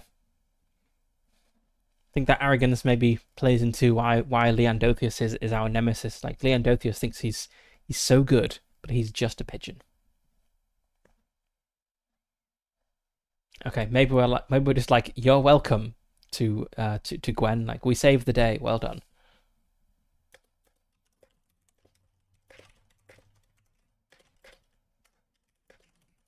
I tell Gwen she's welcome and fly away. Okay. Let's head back to the island, and then we'll have the midstream break. So I guess I need to make a fly event thing as we move between hexes. Create your own event or draw from this table.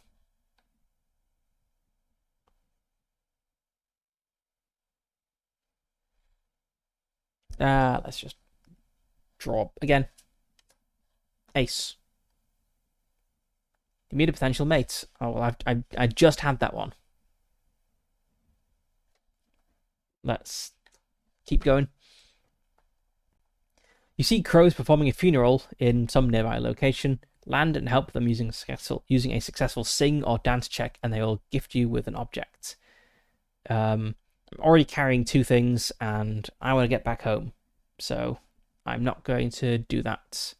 But I will see what the location is. Maybe we'll just go for the ace as the location. The ruins of a castle. Okay. Let's put that like here because it's nearby.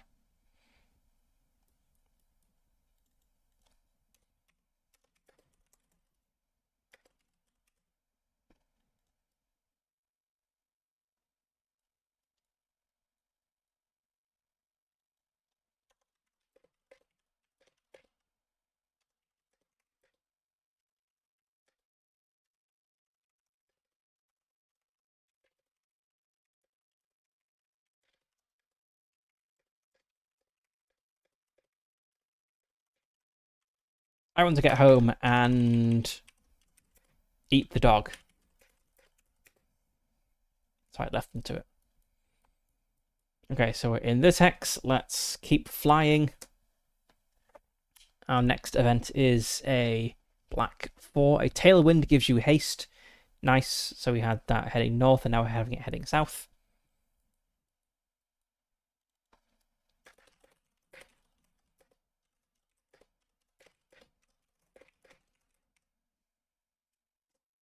And this the last flight event we need?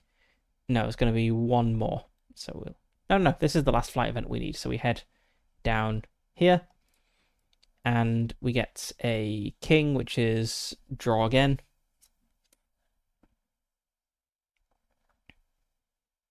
A broken object.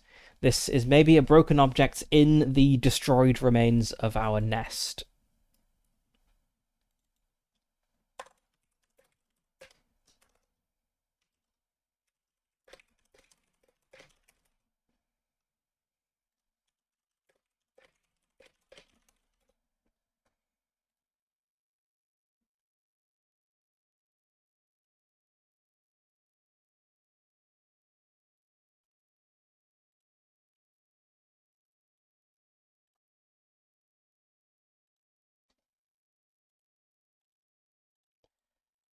Okay.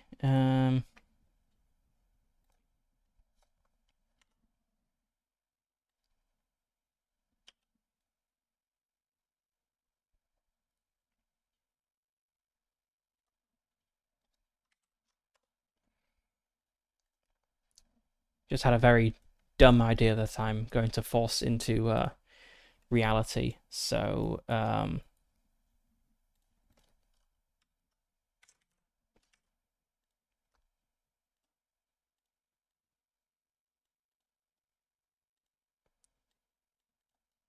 need like a crow face.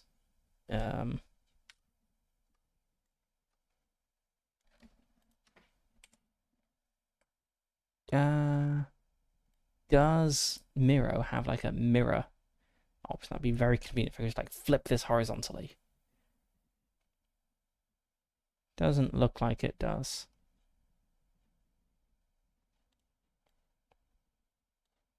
Okay, well, that's good enough.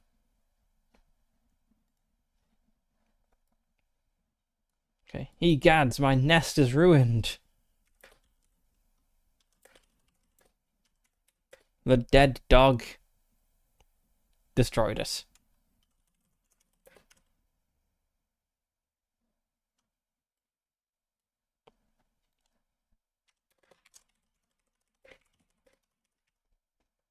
Leandothius must pay with his life. There we go. Right, but we spot something. So our event was you find a broken object. So I think this is going to be something we had like previously collected and it is left in our nest. It is a 9, a petrified moth. I was saving that for later.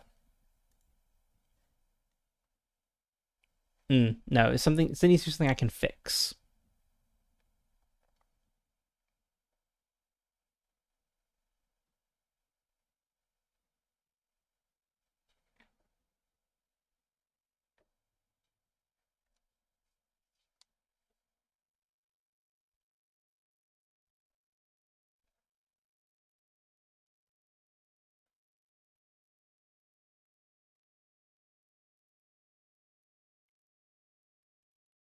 Not many of these seem like objects that you can repair.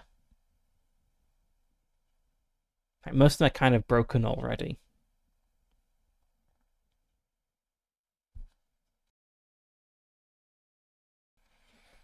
Guess let's go with the crow's skull.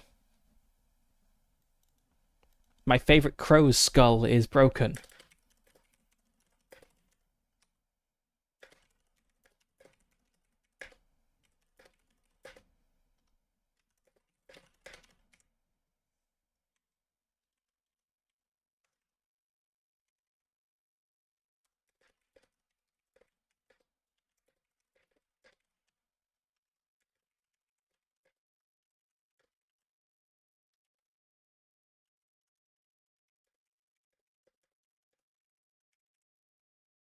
Okay, Egads, my nest is ruined. The dead dog destroyed it. Leandothius must pay with his life. My favorite crow skull is broken, but maybe I can fix it, and I'll need a new nest. Maybe the shipwreck could be a good place. Okay. All the action is beginning. So I think we need to let's roll up a location for where Leandothius is. In a magician's cupboard. That seems very fitting. Okay, let's roll a d12 and pick a location. I think there's only 11 locations. 10. Okay, 1, 2, 3, 4, 5, 6, 7, 8, 9, 10. The swamp. Okay, Leandothius is in the swamp. This is location number 6. Let's say he's, in like a clearing in the middle of the swamp.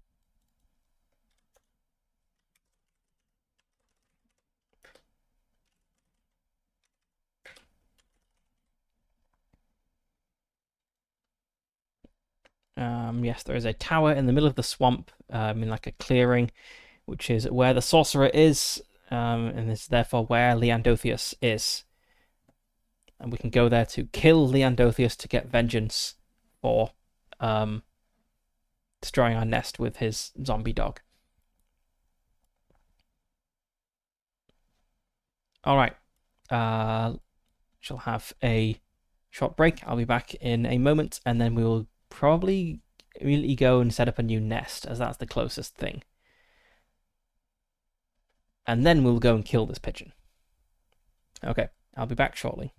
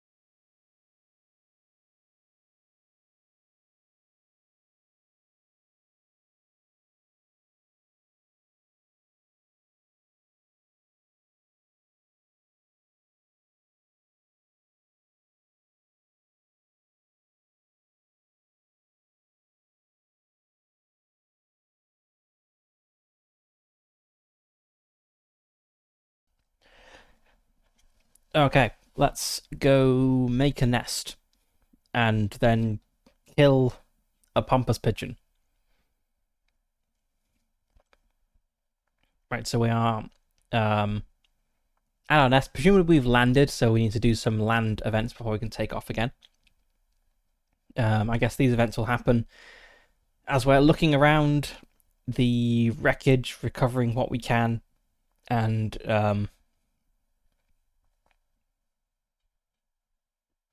seeing what we can find. Yes, let's have some land events.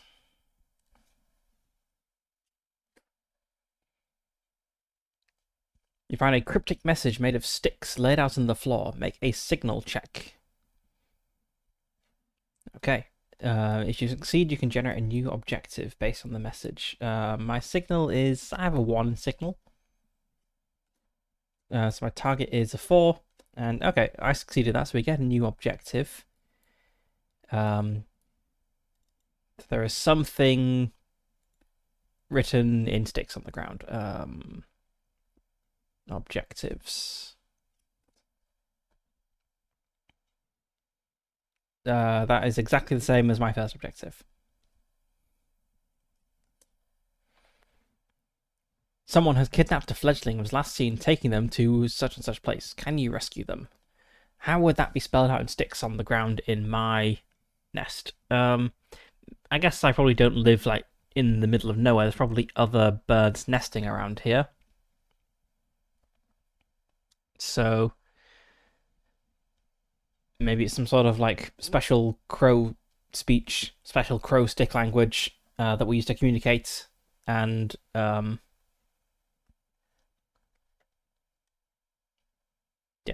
okay, a fledgling. A character has kidnapped a fledgling. An undead raven. Okay.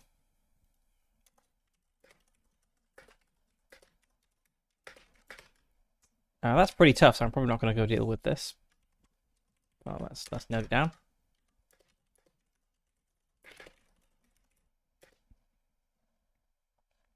Maybe it's not just undead dogs that Leandothius is raising up. Maybe ravens as well. But the ravens being, of course, far superior to dogs, were able to retain their mind, or some degree of it.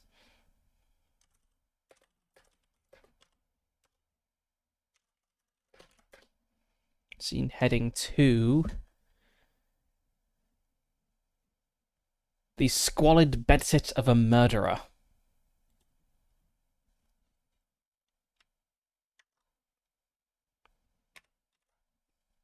Let's go with the ruined castle. Let's put it over there. Yeah, sure.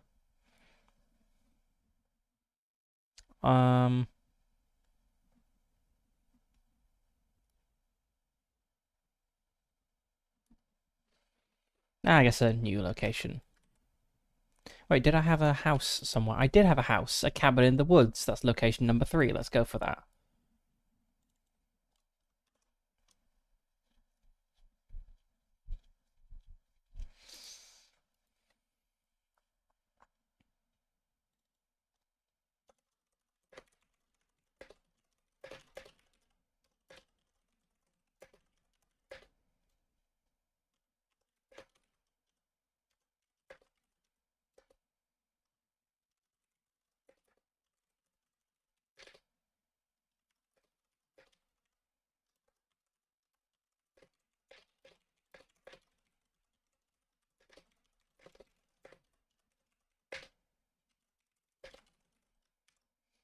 While looking around, I find stick words saying an undead raven kidnapped a fledgling. Is this also the work of Leandothius? Could a mere pigeon command ravens? Alright, and I need a second land event. I'm getting a lot of duplicate things. That's in flights. A gang of squirrels accost you. You are outnumbered. Make an evade check to escape. Otherwise, they steal 1 object from you and take 1 injury. Okay. While I ponder this, I'm jumped by some squirrels.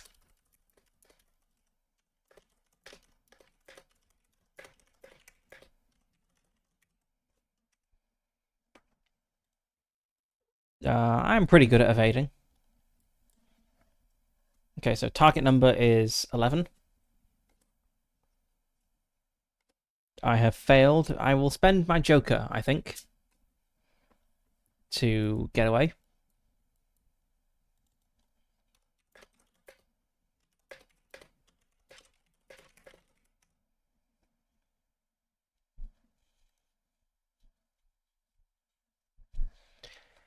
I'm not really feeling the like gothicness of this setting.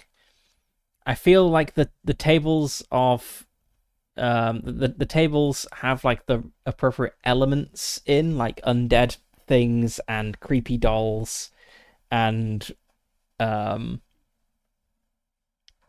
what have we got, like mist cloaked forests and so on, but I feel the way they come together is more comedic than gothic. But that's okay. Right, so I'm jumped by some squirrels, but I get away and I take to the air and I gotta move over and do a flight event to get to this place over here.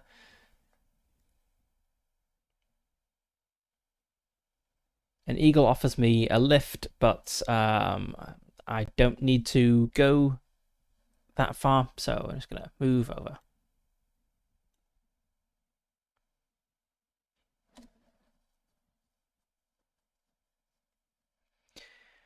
Right, so now at the shipwreck.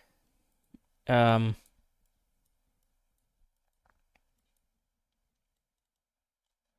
Maybe I'll just spend like a while setting up a new nest, gathering twigs and whatnot, moving over my valued possessions.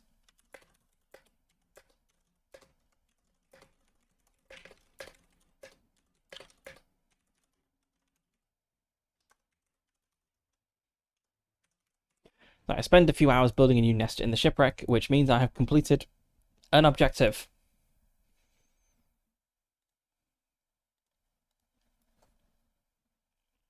Is there a place to... No. I'll just leave it here crossed out and I will know.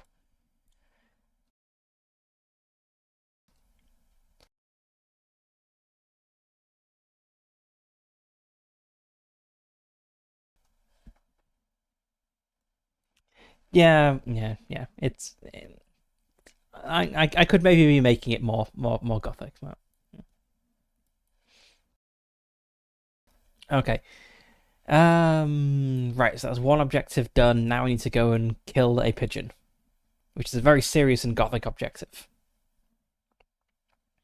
So I guess I'll just go in a straight line down to the swamp. So I have this cool bit of pointy metal in my mouth, which I think would be great for stabbing pigeons with. And I also have half a doubloon held in my feet, which I can use to help befriend people. Maybe I can meet someone along the way who also hates pigeons. But let's go. So let's try heading like back. See what's like the best route. It's probably like that,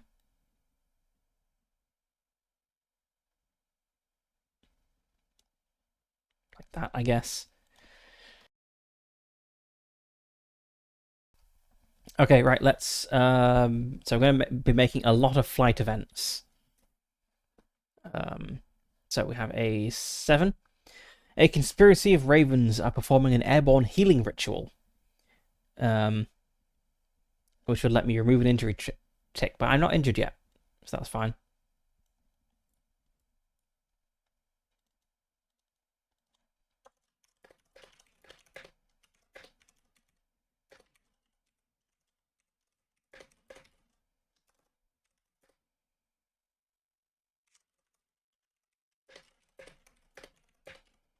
It's time to go kill Leandothius. His machinations have gone too far.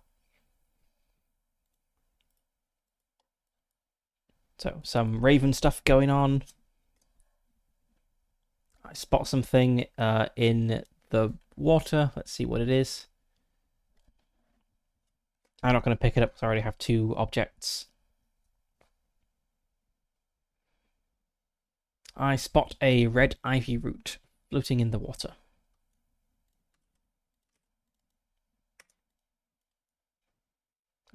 Not 6, 7.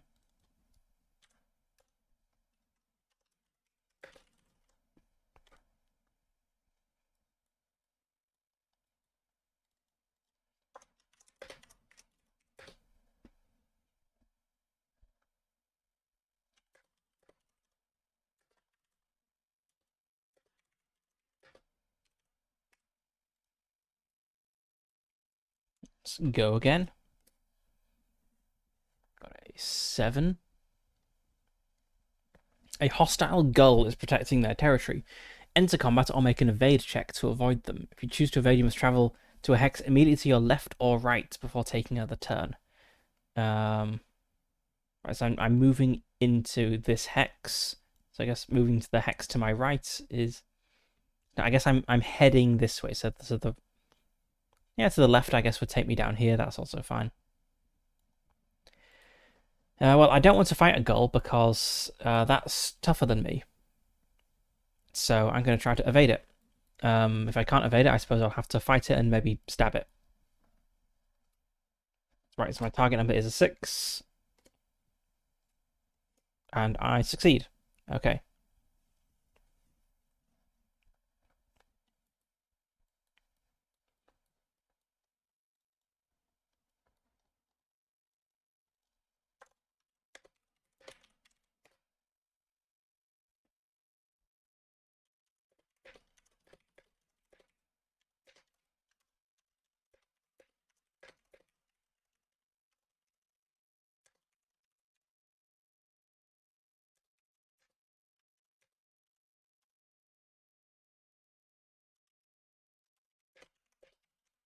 A mean gull tries to drive me from my path. A friend of Leandothius's too, but I'm too fast.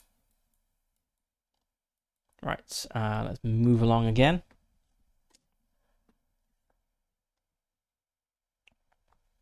You are hungry. Land and make a search check for food. On a failure, you find a few morsels, but not enough to fully sustain your energy. Take 1 injury.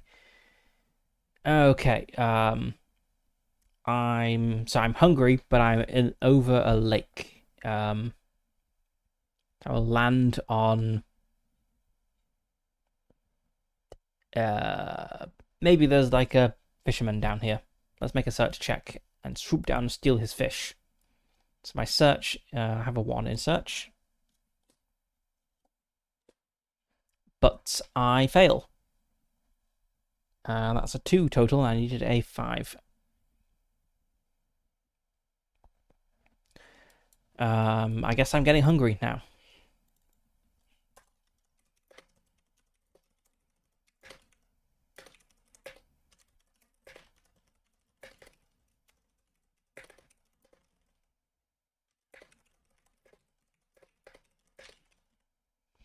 I'm getting hungry. Too much flying without a break, but there's nothing below me but water.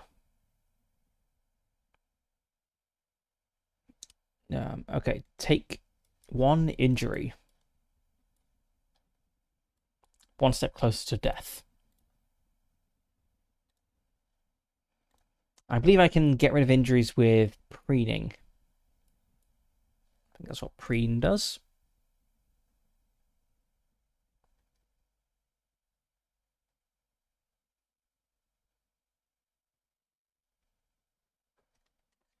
Yeah, preen is used to keep yourself in tip-top condition and heal injuries.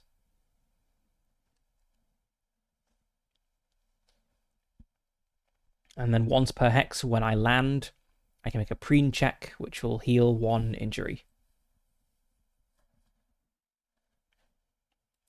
Okay, maybe I'll do that when I get on land. I will look for some food and preen myself. Let's keep going. We're over a lake now. Maybe I should have flown like around the edge. A rook flies by and asks for your help. Okay, well, I've got my own thing to do, rook.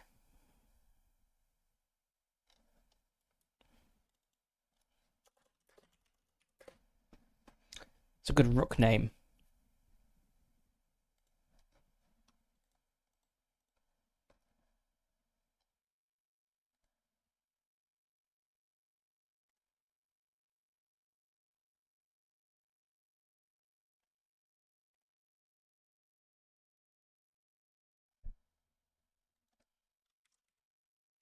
You have a Nenar,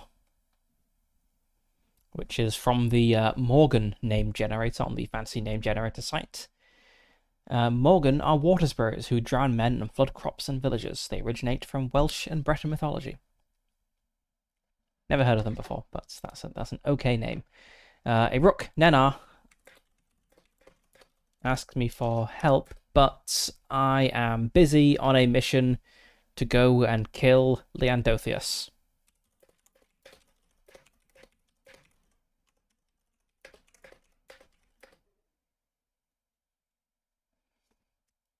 Which I think is probably not on a mission to go kill him.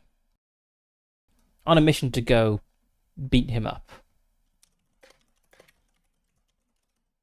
And then in the fight, I will use my pointy bit of metal because it's a good thing for beating someone up with. And oh no, it turns out to be coated in deadly poison.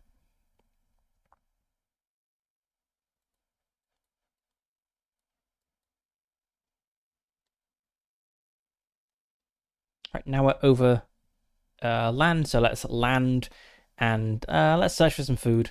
I will make a search check for that. Nope, still no food. So I find a few morsels.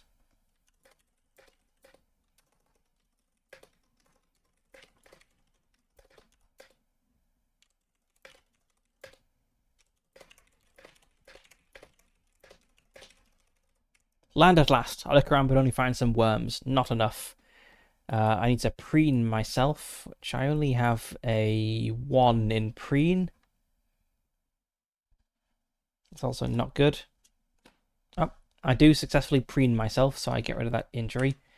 So I have a break to eat some worms and preen myself.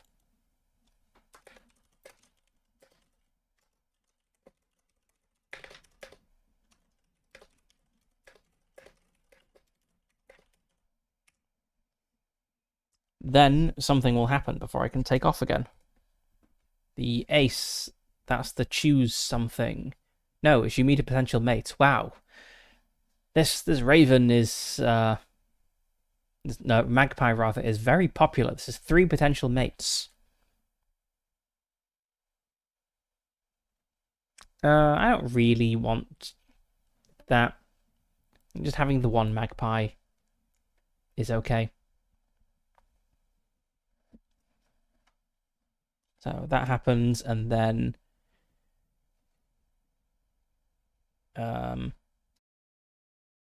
you meet an elder of your species who asks you to undertake an objective in return for the reward of blah.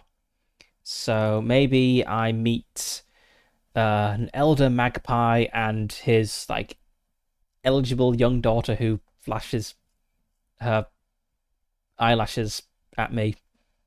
I don't think magpies have eyelashes, but she flutters them at me. Maybe she blinks at me very fast.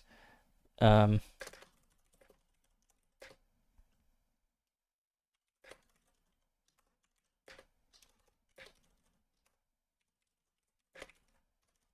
venerable magpie. Fudge.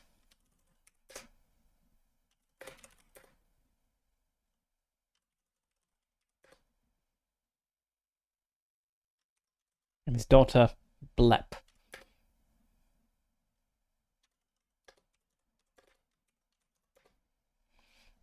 About to Google a very weird thing. Do magpies have eyelashes?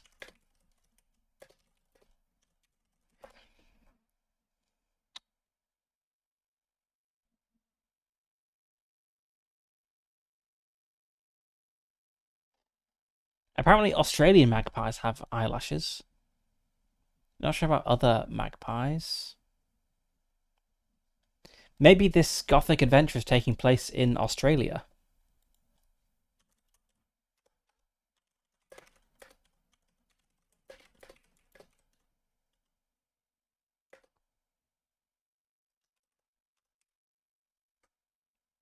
No, I think I prefer the vision of just like blinks really quickly.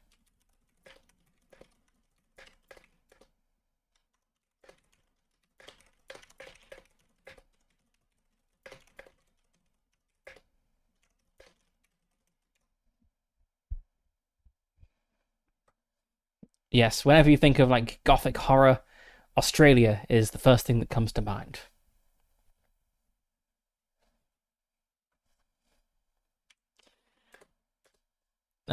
Fudge, the elder venerable magpie, asked me to do something. Let's look at this objective.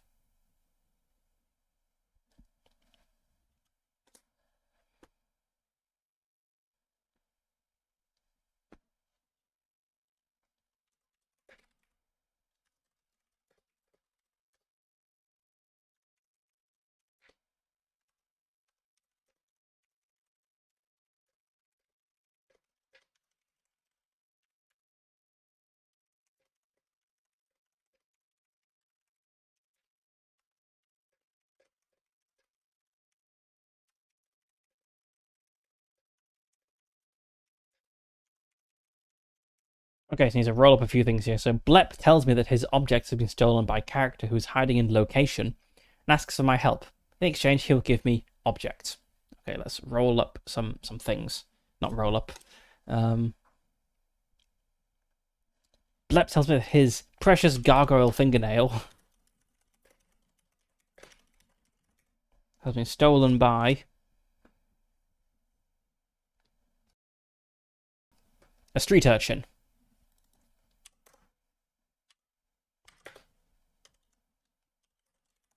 A fledgling man who's hiding in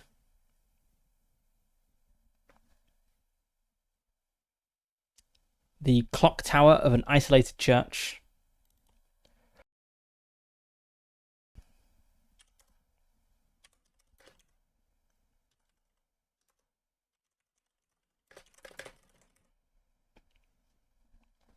And in exchange for my help, he will give me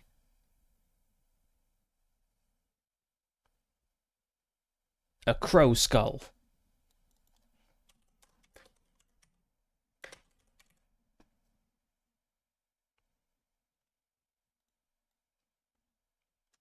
Let's add this to my list of objectives.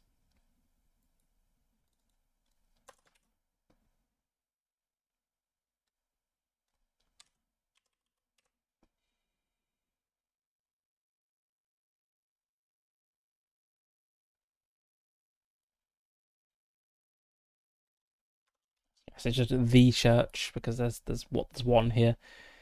Okay.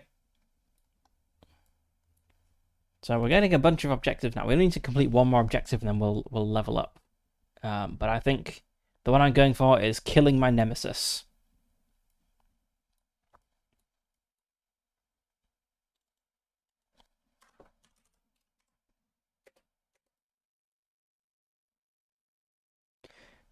Wait, no, it's not Blep that asks that, it's Fudge. Fudge is the venerable magpie. Blep is his eligible daughter.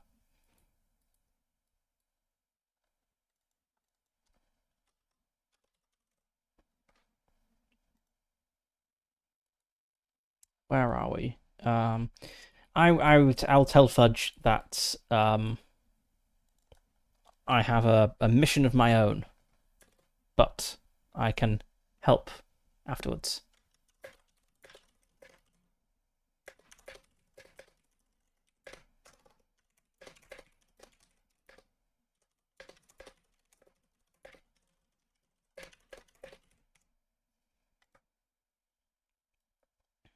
Okay. I think, yeah, we can now take to the air again and have a flight event.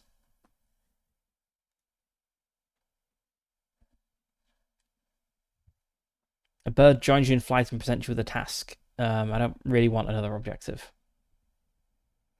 Let's just bump this to a jack. Let's say we fly into a low cloud or mist, make a navigation. Check. And because it's a spooky gothic land, if I fail any navigate check, I bump into a gnarly branch or tombstone and injure myself. So navigate. I have 2 points to navigate. That's good. Okay.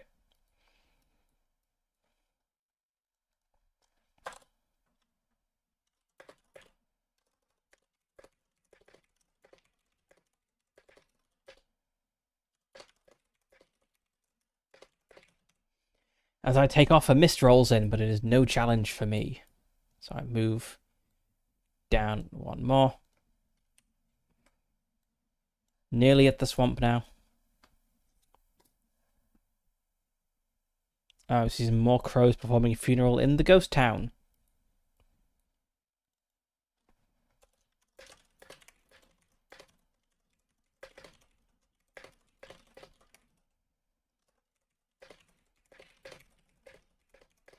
Leave them to it. Move 1 more hex and got a 10.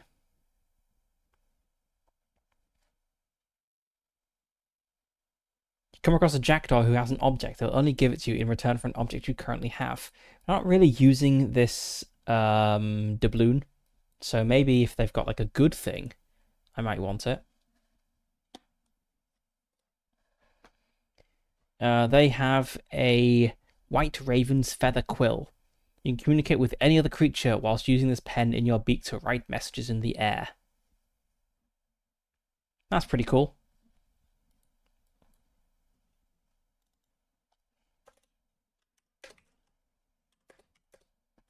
What sort of bird was this? A jackdaw.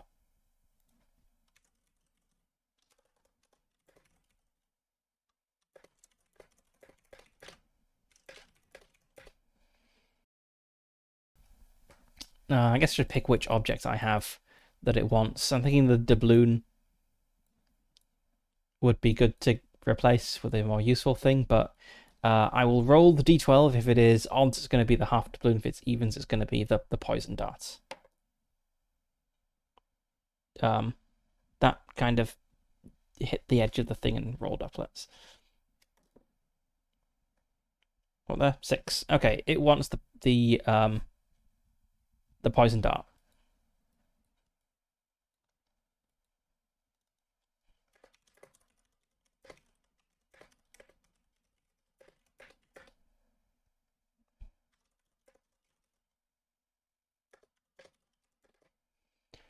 No, I need my pointy thing to jab Leandothius with.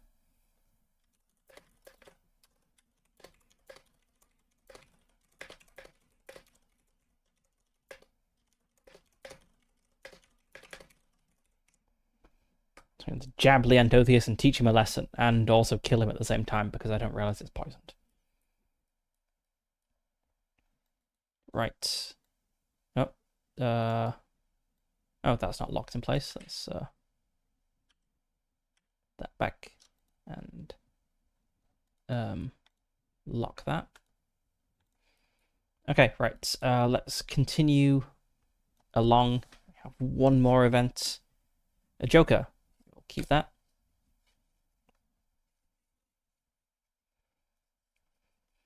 So we have 1 event as we move into this hex, and we'll have 1 more event moving into the hex below, and then we need to deal with Leandothius.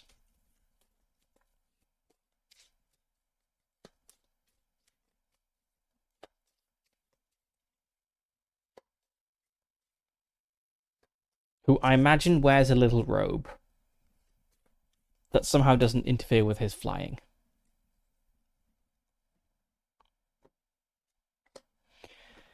Okay, the event is a Red Queen. You fly into bad weather.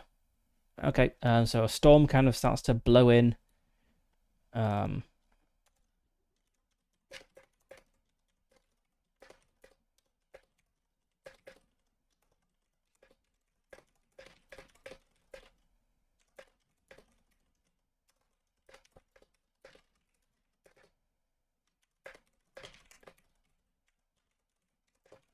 Is this too Leandothius' doing? Not only does he bring dogs back from the dead, possibly ravens as well, and maybe even controls the weather. Okay, make a search check.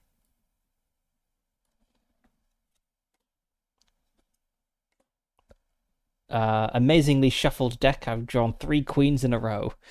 But that is a success. So I do find some shelter.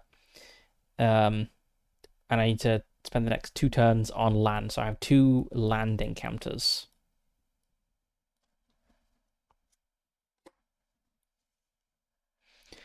Okay, so land encounter 1.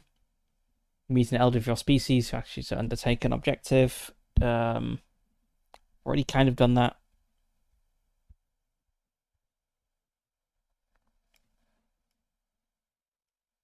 Let's just read that as an 8. You're hungry. Make a search check for your favorite snack.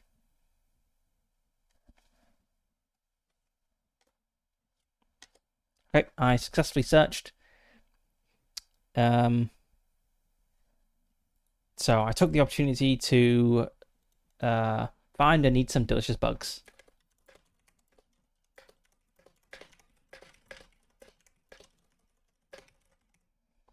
Then we have another event. A cryptic stick message.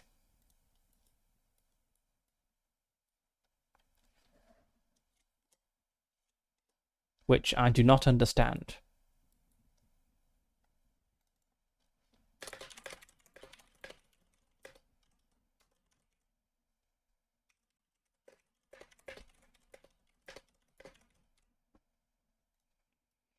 Just as I get near the tower, a storm blows in and I have to take shelter in the swamp. Is this too Leandothius' doing?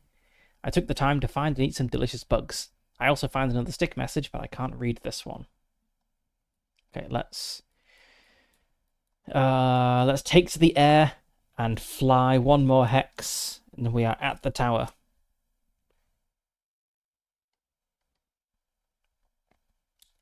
A hostile gull is protecting their territory. Let us evade them.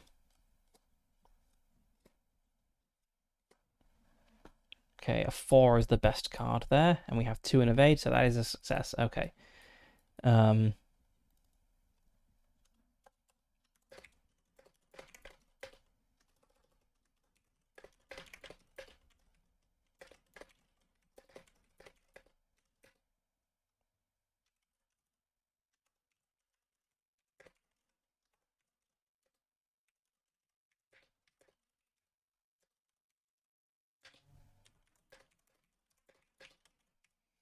I made it to the tower at last. One of the magician's other birds, a dumb gull, tried to keep me away.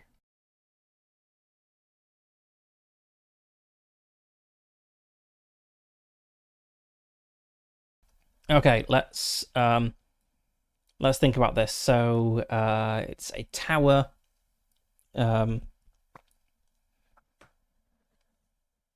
Presumably it has a way for birds to get in and out. I feel like Leandothes is probably just like a messenger pigeon or something.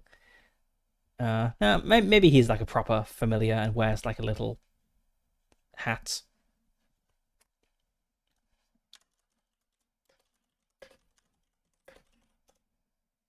You know, like a pigeon with a wizard hat. Ideally like a really smug, pompous looking one.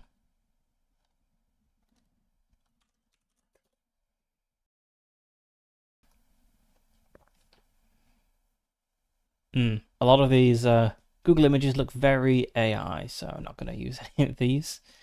Yeah, this one will do. This looks like a sticker on Redbubble.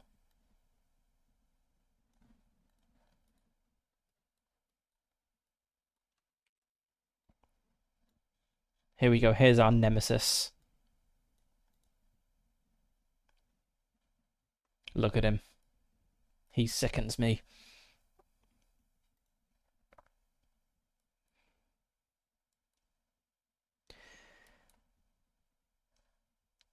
Let's search for Leandothius and then fight him.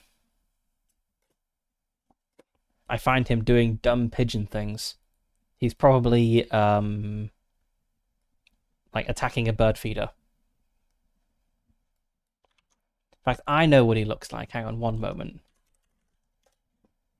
I know exactly what he looks like.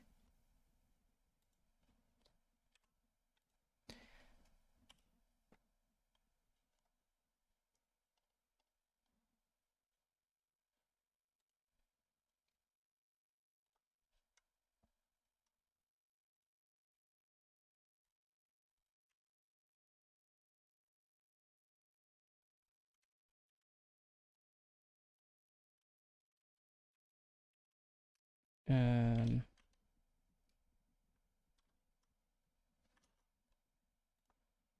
yes. Okay.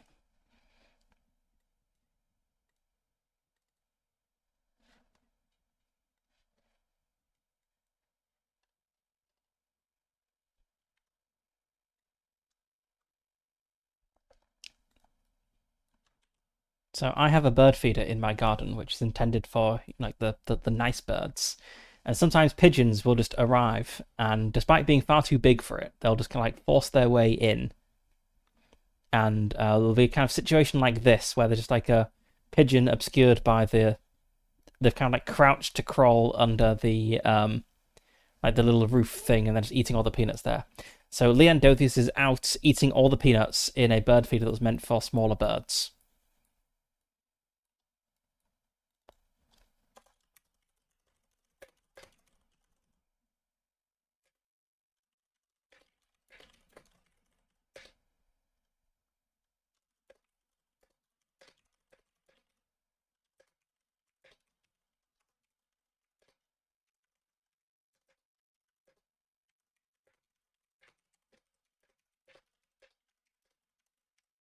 Leandothes is outside eating all the peanuts his master put out for other, better birds, his silly little hat held on with some string.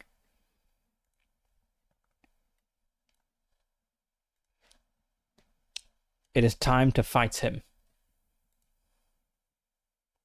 Combat was pretty straightforward, right? Yeah. Yes.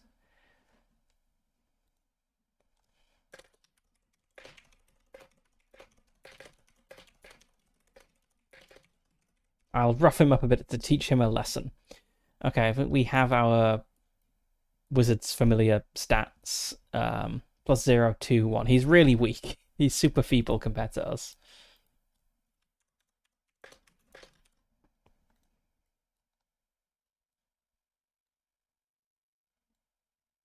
I shall dive bomb him, and then I shall peck at him.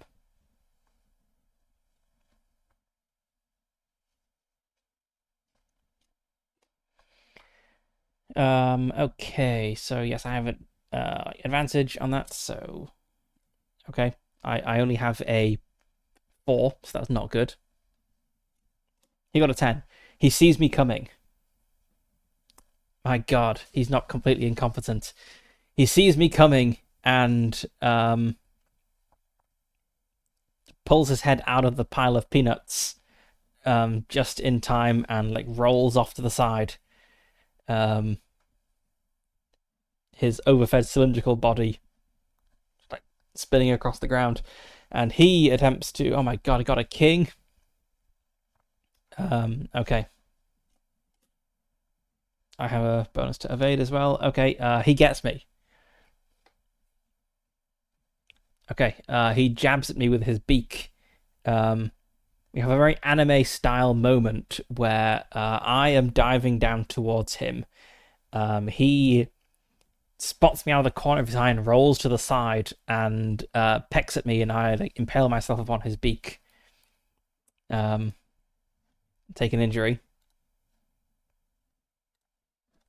Now I shall attack him again and get an ace.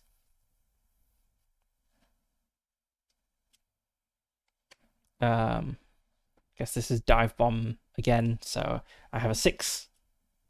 He got an 8. Okay. He evades my second dive bomb and gets a 10. Okay, I evade his attack. So I swoop down and he does a kind of anime style, like spinning around and attacking me. And we each strike at the other again, but we clash, but without either hurting the other. I shall peck at him.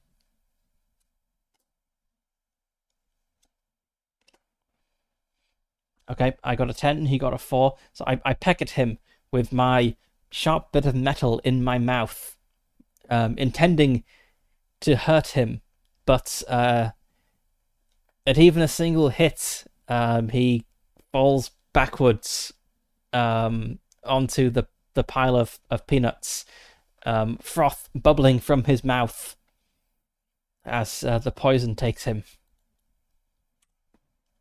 one feathered wing reaches up at the sharp metal that's not exactly impaling him, and then he flops to the ground still, dead.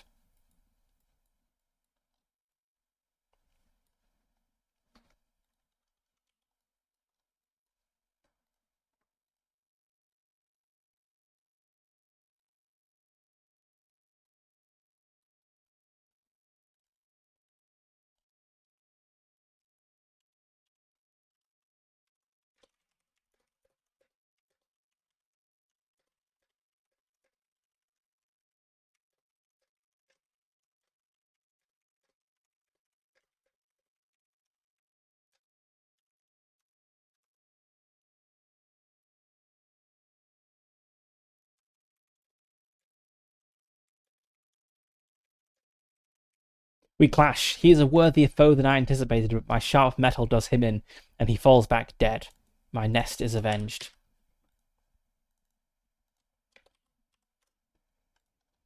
Okay, I guess it's no longer poisonous, so I guess I'll just mark this off.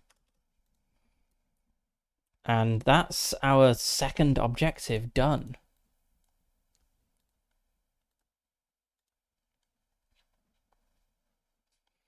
So, and at each stage you advance, you can add 2 ticks to any one skill. You can also add 1 tick to a single skill from each of your main skill categories. So let's work through some character advancement, and I guess then we'll wrap up, as we're not gonna get much further in the remaining time. Let's see, what was I bad at? What would have been useful to be good at? I feel like search. I had to search a couple of times and it wasn't so great. So yeah, let's put 2 points in search and 1 in every something else. I never actually used hop. Oh no, I did use hop, but I succeeded on it because I drew a good card. But I'm still not very good at hopping, so let's put a point in there. Let's go for.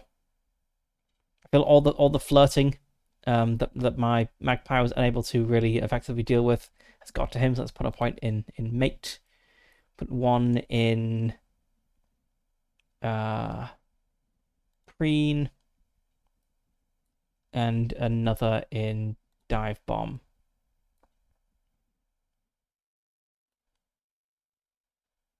You can also add 1 additional tick to preen, scare, dive bomb, evade, and fly every time you advance. Okay, so that's another in preen, scare, dive bomb, evade, and fly. So the skills go pretty quickly, I guess, as you advance. So there aren't that many levels. And juvenile, a dark deal. You align yourself with a vampire bat who bestows you with several of their magic abilities. Add 1 tick to befriend, scare, and preen checks. Okay.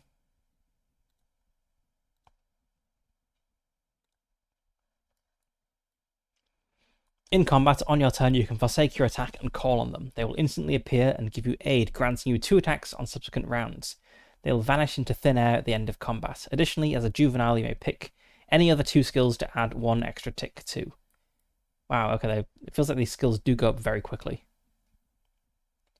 How many skills was it? 2 other skills. Sure, let's put 1 in peck and 1 in sing.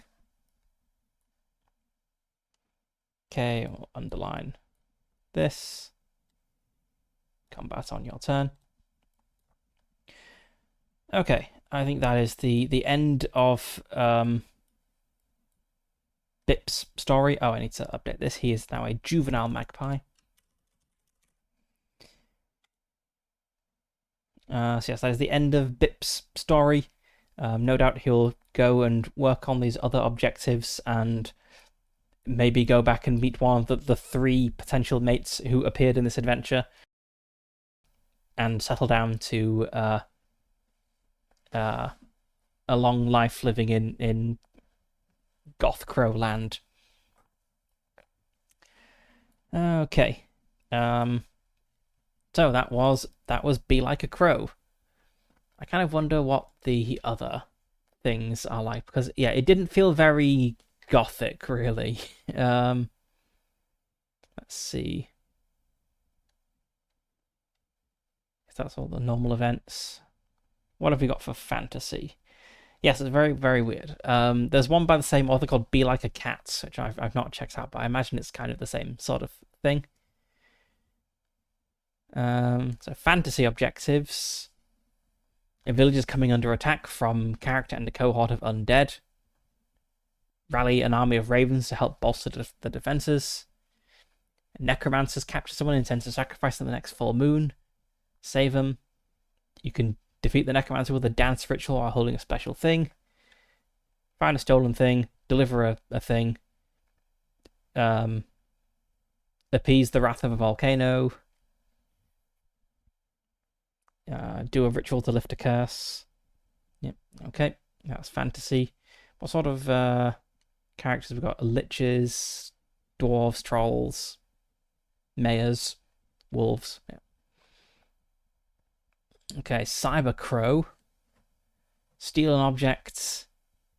Rescue a captured fledgling. Word on the feather net is that character has glitched during a data transfer. Their cyber soul has been uploaded to the metaverse. Upload yourself and fly to virtual location to get them back. Okay, so cyberspace exists.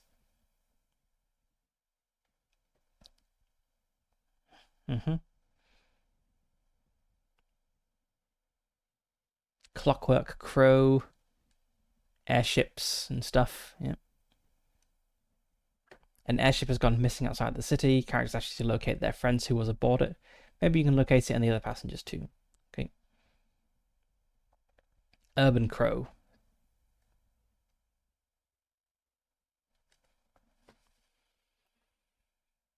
There's a new rubbish bin installed at a location. It looks like the other birds aren't aware of it yet, so you could stock up on some food.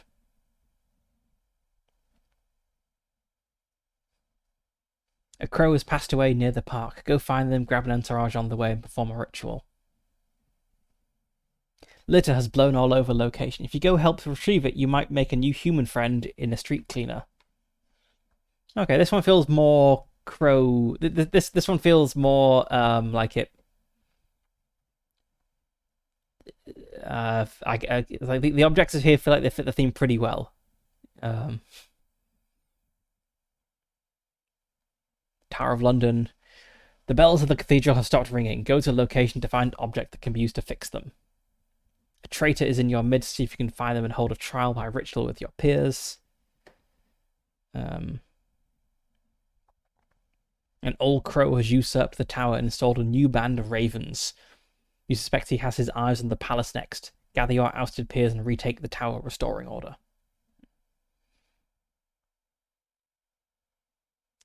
Yep, that's the base settings. We also have some hacks. So, yeah, just minor rule tweaks. Yes, that is Be Like a Crow. That was a weird game. So, upcoming streams. So on Friday, I'll be continuing Across 1,000 Dead Worlds, where I have arrived at a location that is infested with swarms of acid-blooded predatory synthetics, which I'm sure will be interesting to explore. On Saturday, I think it could be fun to make a dungeon, probably using the Kernathalas geomorphs and like room description and things, and actually try to make it make sense rather than just being like a random dungeon. So, not strictly following the Kernathalas dungeon generation rules, but using it as inspiration. And Monday next week, I will be doing another one-shot of something.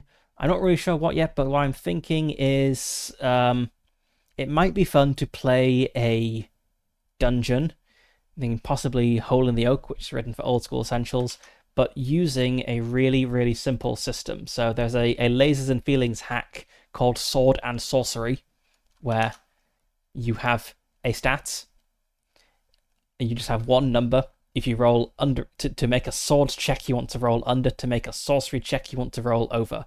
So it is the simplest possible sword and sorcery system. It could be fun to like try tackling a dungeon with it and see how that goes. But yep, I will see. So thanks for tuning in, and see you next time.